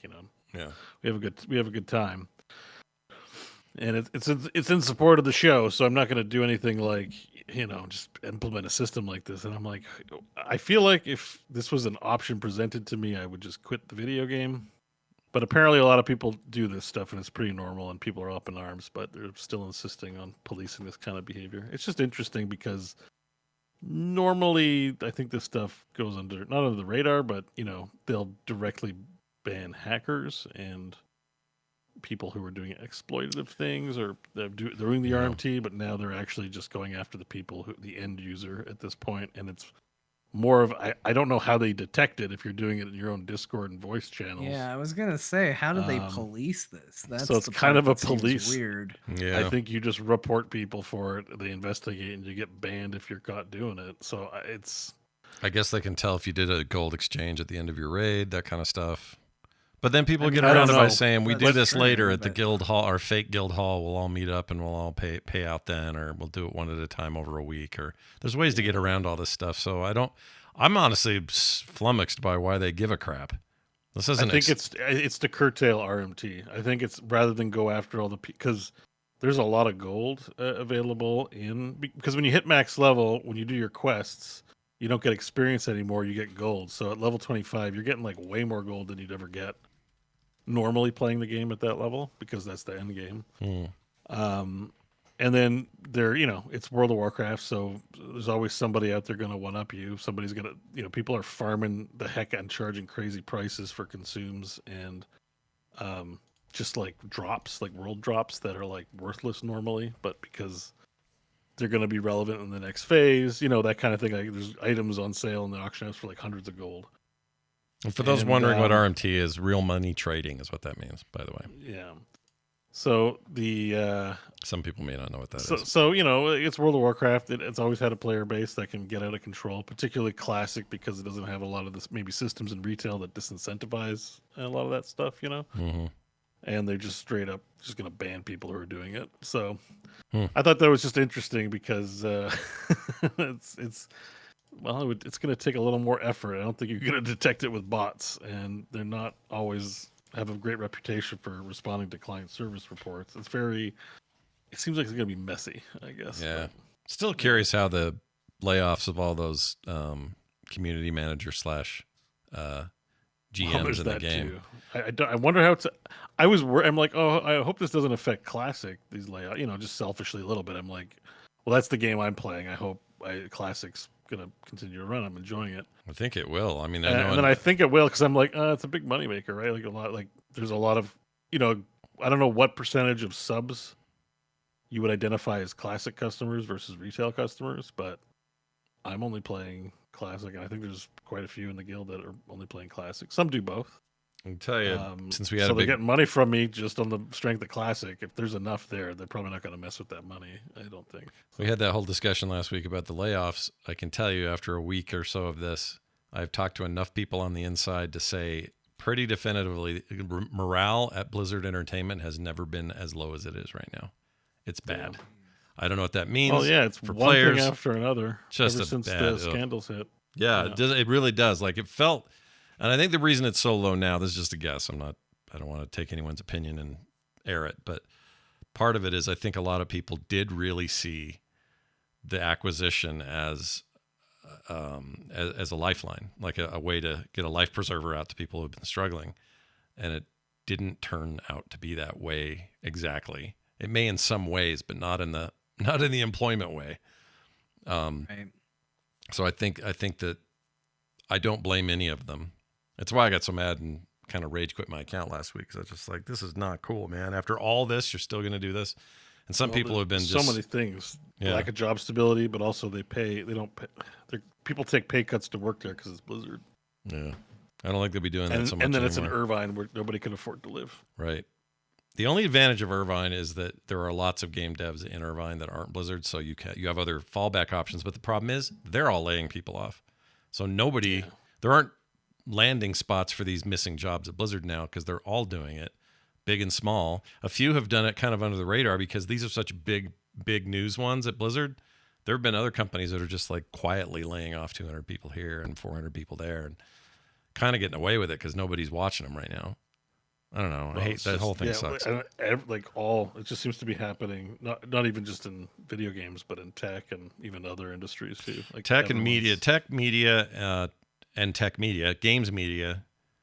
Small guys like us, we're fine. But like if you work at a Twitch place, didn't Twitch lay off too a bunch of employees? Whole bunch. Yeah, I think Twitch was an insane percentage too. I feel it was high, 25 to 30%, something like that. It was a big one. Around 30% or something like that. And Did you see the numbers going around about how much it costs to run a stream? Yeah, I saw that. We were talking. I can't remember. I was like, is that even that. real? Like, holy shit! Like, according to the calculation stuff based on AWS rates, which is the back end used for Twitch, which they own. I mean, Amazon owns it all, so it's arguable whether this is a sinking cost for them or not. But that bandwidth costs if you have 8,000 people in a stream, and it goes for about 8 hours, that's about $4,600 for that stream that Twitch pays. And they are also paying you in a lot of cases. And then people who are spending there, some of that gets made up, but a lot of that goes to the streamer. It's just not sustainable. Even if you have like 10K subs and you're streaming 8 hours a day, 20 times a month, like you won't. subs don't pay per stream; they pay per month, right? So right. And streamers like are notorious for working like 60 hours a week. Like, just you got to constantly be streaming. Yeah, and So that near the math $6,000 really doesn't make sense. Like, has this always been the case? Like, I think so. I why don't know. did Amazon even buy it? Looking at it, like, Probably because they are $1 the back end, and they figured they could figure out that would be an easier way to find the way to find profitability. Channel, right? Yeah, because they're also endless pockets at Amazon, so this can be a loss in the same way that for a very long time YouTube was a loss for Google after they acquired it for a long time, and that's not true anymore, but it used to be, and so this is just now an attrition thing where can they stick with it long enough to make it eventually be profitable? I don't know. I guess like if you view it as part of your marketing spend, yes, it's an expense, but it's one you're happy to make. Yeah. You don't bring things to market. Pretty wild though to think about a single stream costing not a month, not a year, not a day even. That one stream is $6,000 or $5,000 or $4,500 or whatever. It even costs any grand. Like, it's just playing video. Like, my VCR does it for free. You know what I mean, though? Yeah. Like, I understand that there's technological reasons, but as a layperson's concerned, you're like, $4,000 to play a video, dog. You guys are doing this wrong. Like, I think it's more complicated. It's like maybe than 5 cents of electricity or something like that. You know? It's a lot. I think it's more than that. I think there's probably way more complicated. This is like make a video game in a weekend. No, so I know. It's a joke, guys. Please, please. Save your everyone, emails. keep your emails to yourselves on that one, okay? It just seems cracked. It's hard to believe that it's 4K, but I assume they know what they're talking about. So. It's a lot of money, and that's just somebody who's did a stream for 8,000 people at 1080p for that long. Think about these guys, like the Amaranths, although she just got banned for something, but like those type of people who got 100,000 people in there for 6 hours. I don't even want to think about what that is. I wonder who's the more expensive to run, like, per customer then in that case, because like just more viewers, they have more subs, but their subs are only monthly, so right. It's got to be more costly to have big streamers than it is to have people streaming at 50 people. You know what I mean? Like, yeah. Well, the other thing it's still a money loss, but not quite as much. One of the things that came out with all this Pokemon talk, because she left and is now at YouTube. Twitch is no longer doing exclusivity deals with streamers. It's just not sustainable. So they're not doing. They didn't even try to retain her or anyone else moving forward because they can't afford these deals where they pay huge amounts of money up front. It's a huge loss. Like, I don't blame them. I wouldn't either if I were them. I know they got to figure out how to at least break even, if not make money. I mean, it seems like that's a real focus of the new CEO, because I know they got a new CEO. Yeah, he's big. He's big in the culture. He's not, I mean, he's a suit, but he streams and he understands it. And it feels like his goal out the gate is trying to get it to be more profitable, if not profitable. Yeah, even if it's just like in the black and not making a ton. If they could just maintain and not lose millions per quarter, or maybe billions. Yeah, they should. Well, that's because of a Korean thing, right? Well, what I've heard is that Korea charges more to try and drive people to a competitor. Yeah. That's what I heard. I don't know. It's Tom Merritt tried to explain this to me. They have a law over there that no one else is doing but them, and it's been kind of a hot mess. And it's not just Twitch; it's others are affected. But it's basically the way you pay for your bandwidth and your uses and who gets the money and how is very different. The way these laws kicked in. And it just is not working for Twitch. Twitch is like, yeah, we're out of there. We can't do that. So until South Korea changes up their law again, which many think they will because the pressure's real bad right now on it, then maybe they can come back. But that's not a Twitch. That's Twitch acquiescing because they don't have the money for it, or But that's like them hitting a breaking point because they're already not making money, probably. Yeah. Apparently. So you want us to make even less money, like yeah. Well, I think John's right.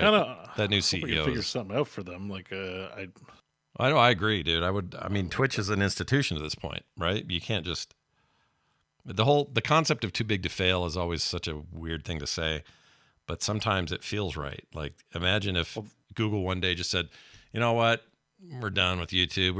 We're gonna sell that domain and it's gone now. Bye.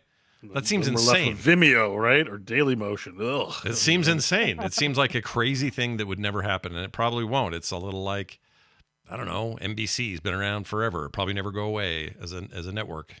I don't know, these institutionalized names on the internet, I think they're just really hard to kill, even when they're losing money hand over fist. So I don't know. Crazy stuff. Well, I don't think it's going anywhere. I just thought it is interesting, and in the context of layoffs, I'm sure. Yeah. There are, I think, actual businesses hurting on some level, but. Well, here's one you'll love.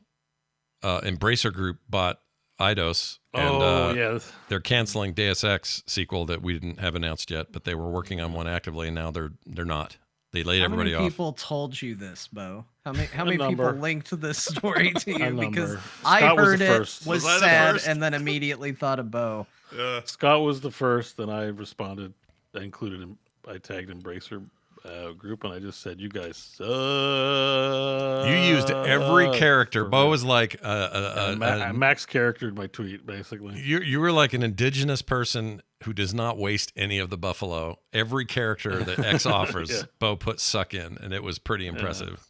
I'm sure that they got that message. Yeah, I don't think anyone's made a worse decision in gaming in the past 10 years than to cancel. It's the worst one. Everything else we can live with except this one. Yeah, this is for me, as far as I'm concerned, I like the franchise. Even though yes, there's critiques you can have of the new ones, I want my Deus Ex. I love those new ones, man. And that game just they keep putting it off,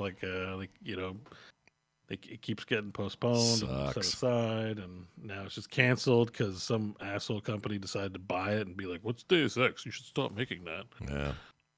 So now they're going to do an Eric Jensen dating sim or some bullshit. Come on, give me my Deus Ex. Probably some they're going to do Save the Justice League or something. Oh, they should do an adult game on Steam and call it Deus Ex. Oh, Deus Ex. DOSEX. I love it. Deus Ex, the Eric Jensen Odyssey. Eric Jensen. He's still, I like that he's Eric. Or it's not Eric. What is it? Adam Jensen. Adam Jensen. No, it's his brother Eric. It's the most boring name. I mean, for a sci-fi franchise, and you call the guy Adam Jensen. Well, it's meant to be symbolic. They definitely went ham-fisted on the symbology and. What's Adam Jensen? What does that symbolize? Adam and Eve. Oh, okay.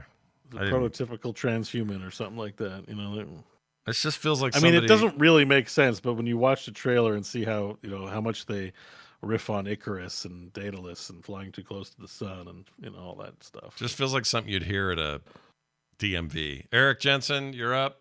Come get your photo taken and do your driver's test. Eric Jensen, are you here? That's what that sounds like to me. Yeah. I keep saying Eric. Adam. That's what I meant. Eric, the old Bible story about Eric and Eve? Oh, man, those two. Yeah. Eric and Eve, Yeah, real trouble. We haven't even talked about it. This was a huge deal earlier in the week, but it's kind of fizzled a little bit. Brand new Blizzard CEO. They're not there yet. They've been announced, but they're not installed. They haven't been plugged into the PCI board yet. They're currently the zip files being decompressed. That's correct. Her name is Joanna Ferris or Ferries. I'm not sure how you say her last name. She takes the reins next week, so that'll be early next week, following the surprise departure of Mike Ybarra, and after all those massive layoffs.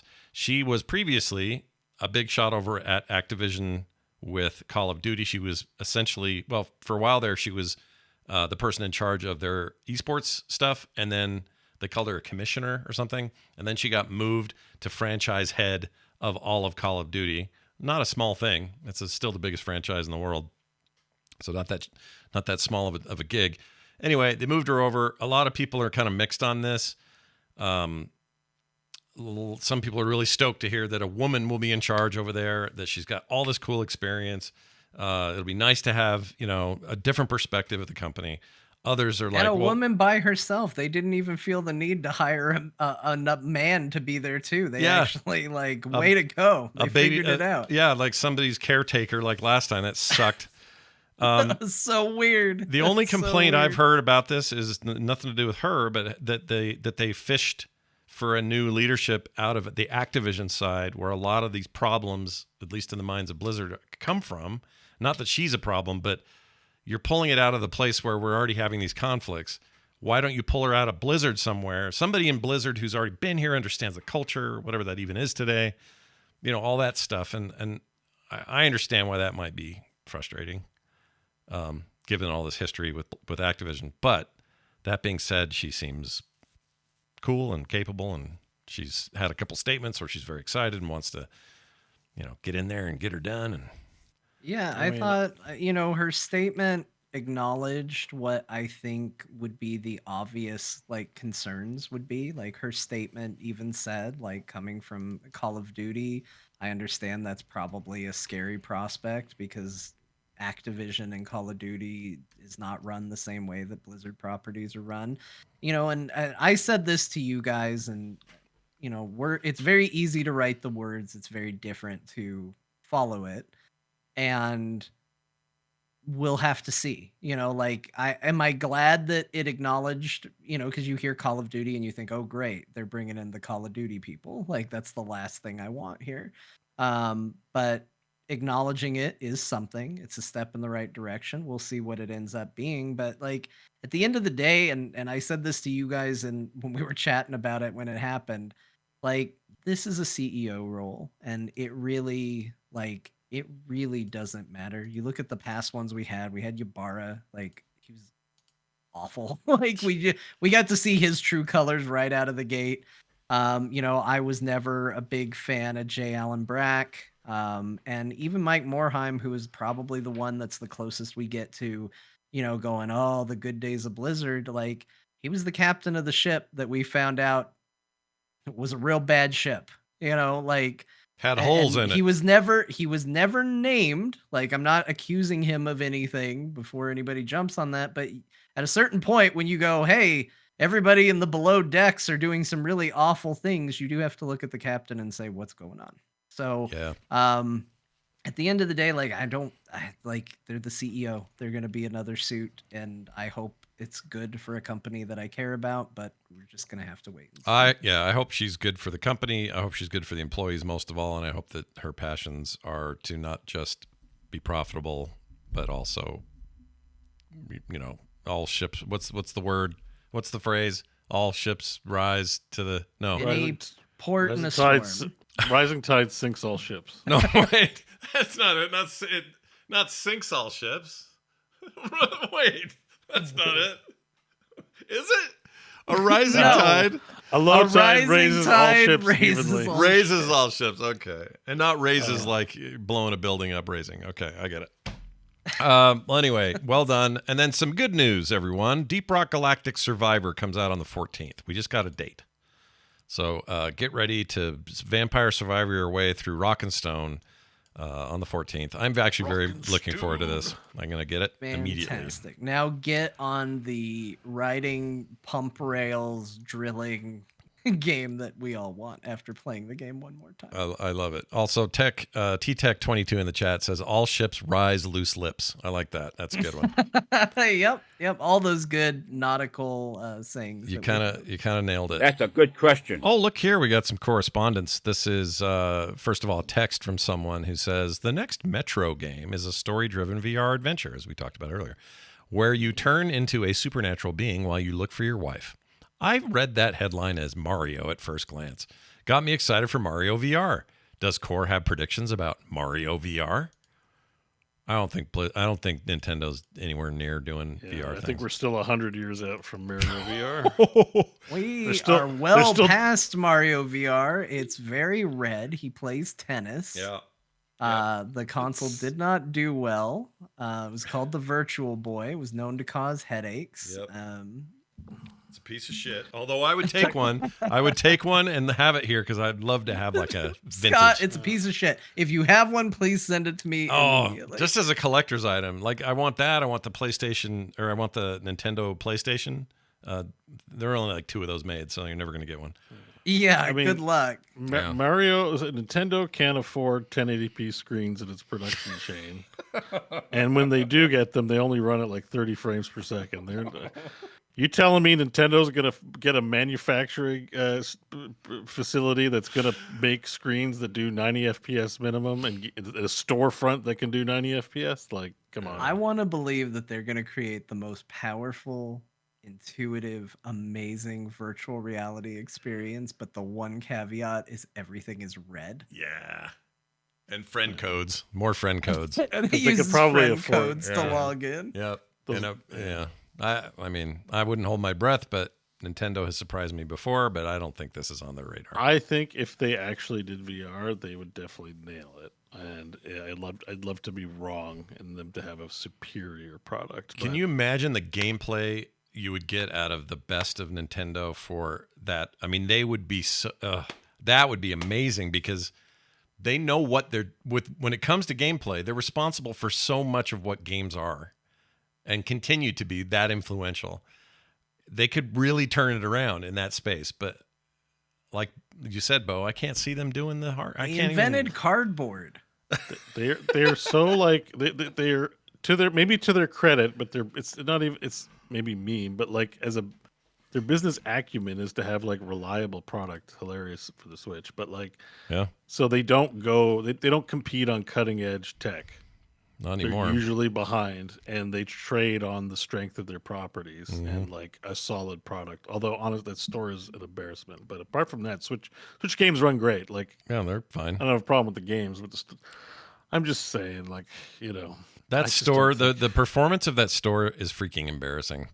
Like, it's been bad since the first week, and they've never improved it.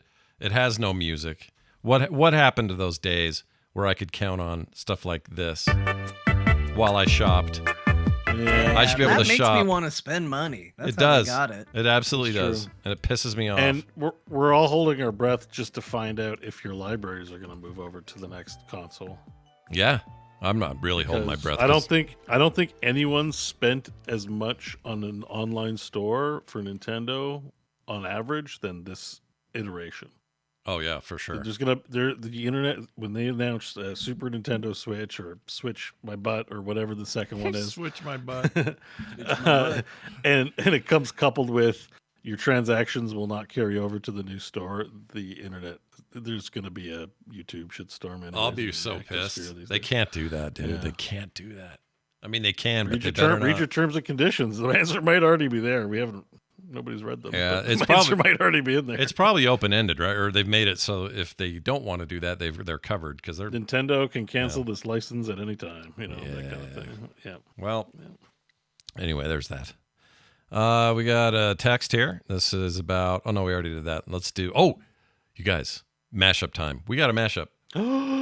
Yep. I've been waiting like a year for this, Jamie. Yep. You work for free, and I don't try to put those kinds of things. But man, my aching heart, I missed your work so much. I know. Thank you We all for did. doing this. He's amazing. And also, where did I put it? Hold on a second. I don't know where I put it. Let me find the file. They didn't get deleted, did it? Hold on. We can talk about the title and who guessed what. Chunky Crunch was the title, right? Yeah. And what did you vote? I voted for me because I think it sounds like something dumb I'd say. John, how I did you voted vote? for John. I predicted Bo because I think, not to say that Jamie plays spread. favorites, but I think Bo is Bo says things that sound great in a mashup, and Jamie is aware of this. And I think if you took the running total of who said what's, I think Bo has a crown upon his head. So I did not remember, so I voted Bo because it felt That's like a very smart polite, complimentary way to say Bo's the biggest idiot on the show, therefore the most clippable. He's a fool. It's a He's a soundboard. fool. Look, there's lots of great soundboards. Deckard Cain is a walking soundboard. It's good to be a soundboard. That's why he's so wonderful. So, okay. But I voted for John. I thought Crunch because he's good at tongue twister. Chunky Crunch. Chunky Crunch. Chunky Crunch. Chunky Crunch. Chunky Crunch. That's not bad. John, you're third in this list, 18%. Bo is at 32. I'm at 49. Let's see if this was correct and if the community voted correctly as I play today's mashup. It's a little longer than usual, but it's been a long time. So we're making up for lost time. Here you go. Scott was worried, like, is this going to out anyone if we tell them you visited the site OnlyFans? I'm like, there I was telling people what I look like when I masturbate on the show.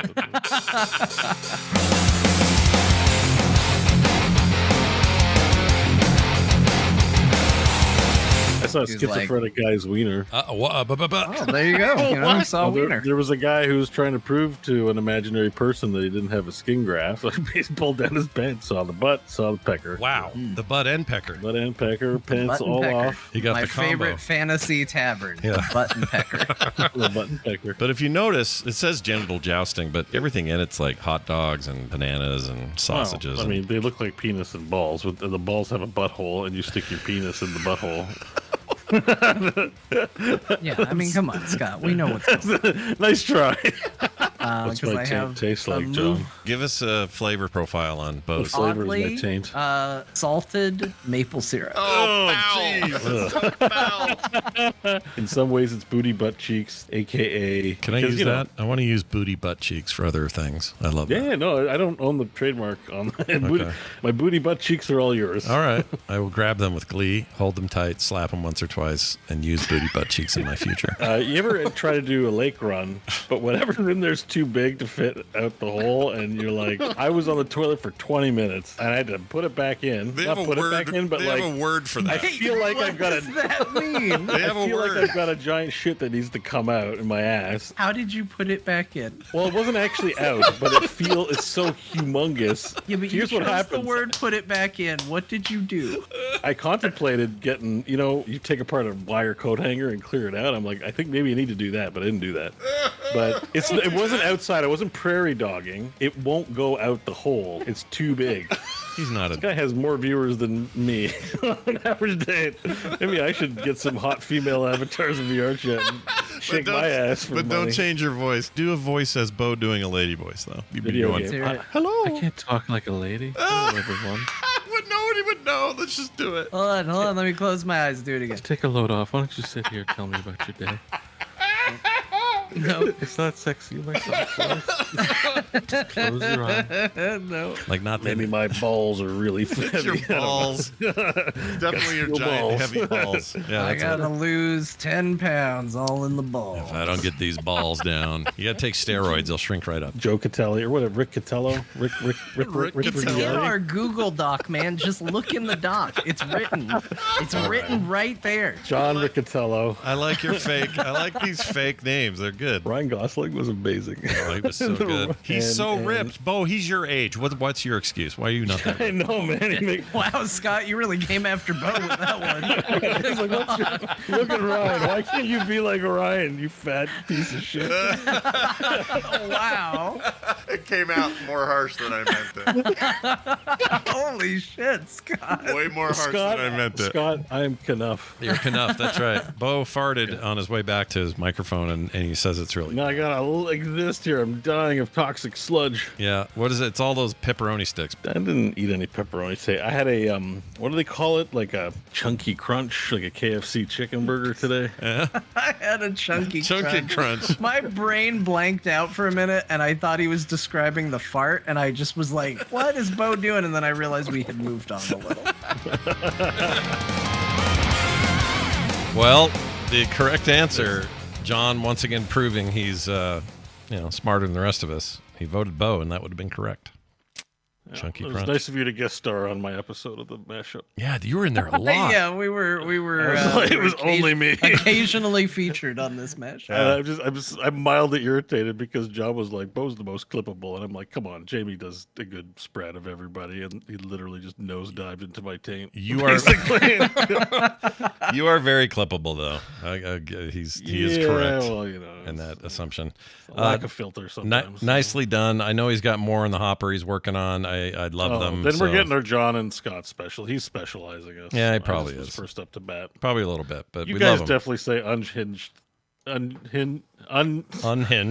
Unhinged things. Oh, he I says can't three wait more. for someone to slow that clip down and hear what Bo sounds like at half speed trying to say that. No. You killed it. Jamie's in the chat right now, and Jamie, that was awesome. You did a really good job. He says Yeah, that's Scott and John will fantastic. get our shots. He says so. We'll see how John and I do. That was amazing. John wins the competition for voting correctly. The rest of you lose. Good day, sir. That is going to do it for today's show. Now, I would like to read some brand new patrons. We got a slew this week. Is that the right name for a grouping of people? A slew of people? Yeah, the slew of people. Yeah. Is there not something Slew, better? Murder of Slop. crows. Okay. Could what if Captain of sharks. All right. Anything else? big ol- Menagerie of fish. Oh, I like that. You're all fish Big to old, us. okay. Big old what? Menagerie of fish is pretty good. Yeah, that's not bad. I was gonna say big old pile of dudes. Oh, I like that too. Except there's a lady or two in here, I think. Orgasm of elephants. Oh. You got a whole bunch of them. Good lord. It's the non-gendered dudes, not the gendered dudes. Right. Sure. That's what we mean. I call my Guys wife. guys is gendered, but also there's non-gendered guys, right? Yeah, I call my wife and daughters dude all the time. It's not a big deal. Okay, everybody, calm down.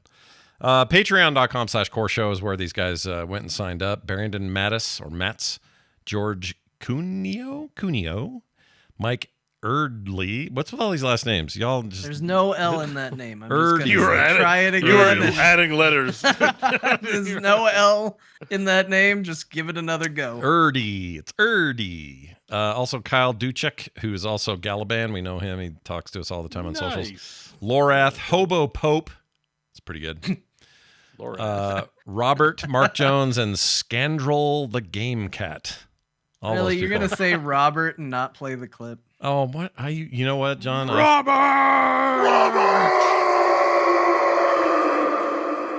That poor guy, the way he died. Well, the way multiple Roberts died. They all died. We're like gonna that. get people just adding Robert to their name to hear the clip.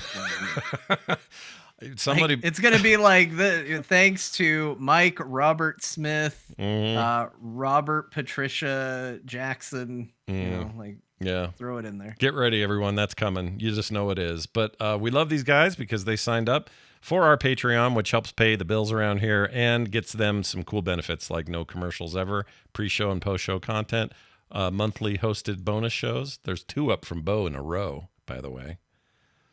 Yeah, there's 2. Somebody said they made Bo retire from his job and now he's stuck doing all the host specials. Don't worry, we're coming. We got stuff. confused. We lost our spot, and while I was doing one, I'm like, I might as well do the other one. Like, save everyone the hassle. Like, It was why not? very nice of you to do that. That was 'cause- it. It was just being a team player. That's right. And it caught us up, and we feel good about that. I also sent out some video game art this month that I'm very proud of that will also come in the mail to some of these supporters. If you want to be like these people, and you know you do, sign up and support your favorite game show right now at patreon.com/core show. That is going to do it for us. frogpants.com/core for everything else we got going. Before we leave, though, Grandma will tell us what we played today because lots of you weren't listening. John, take it away. I know it's very hard to pay attention to a 7.5-hour video game show. You got second screens, you got video games you're probably playing, and you're saying, some of what they said sounded good, but I don't remember what they were talking about. So here's what they were talking about. The boys, all 3 of them played Sea of Thieves. They played it together, and they were pirates. Bo and John played Like a Dragon Infinite Wealth. That's the Yakuza game that doesn't have Yakuza in the title. It's not coming back. Scott played Lil Guardsman.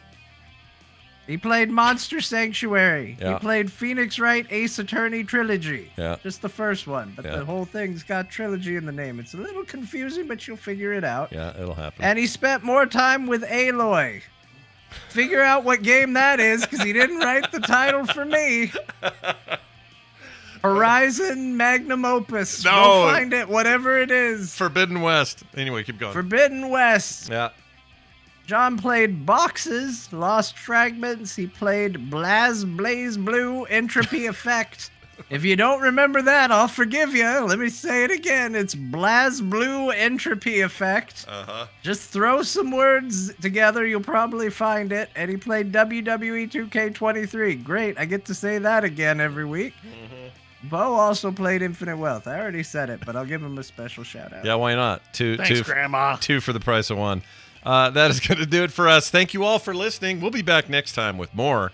We can't wait to see you all then. Between now and then, go play some games. Bye now.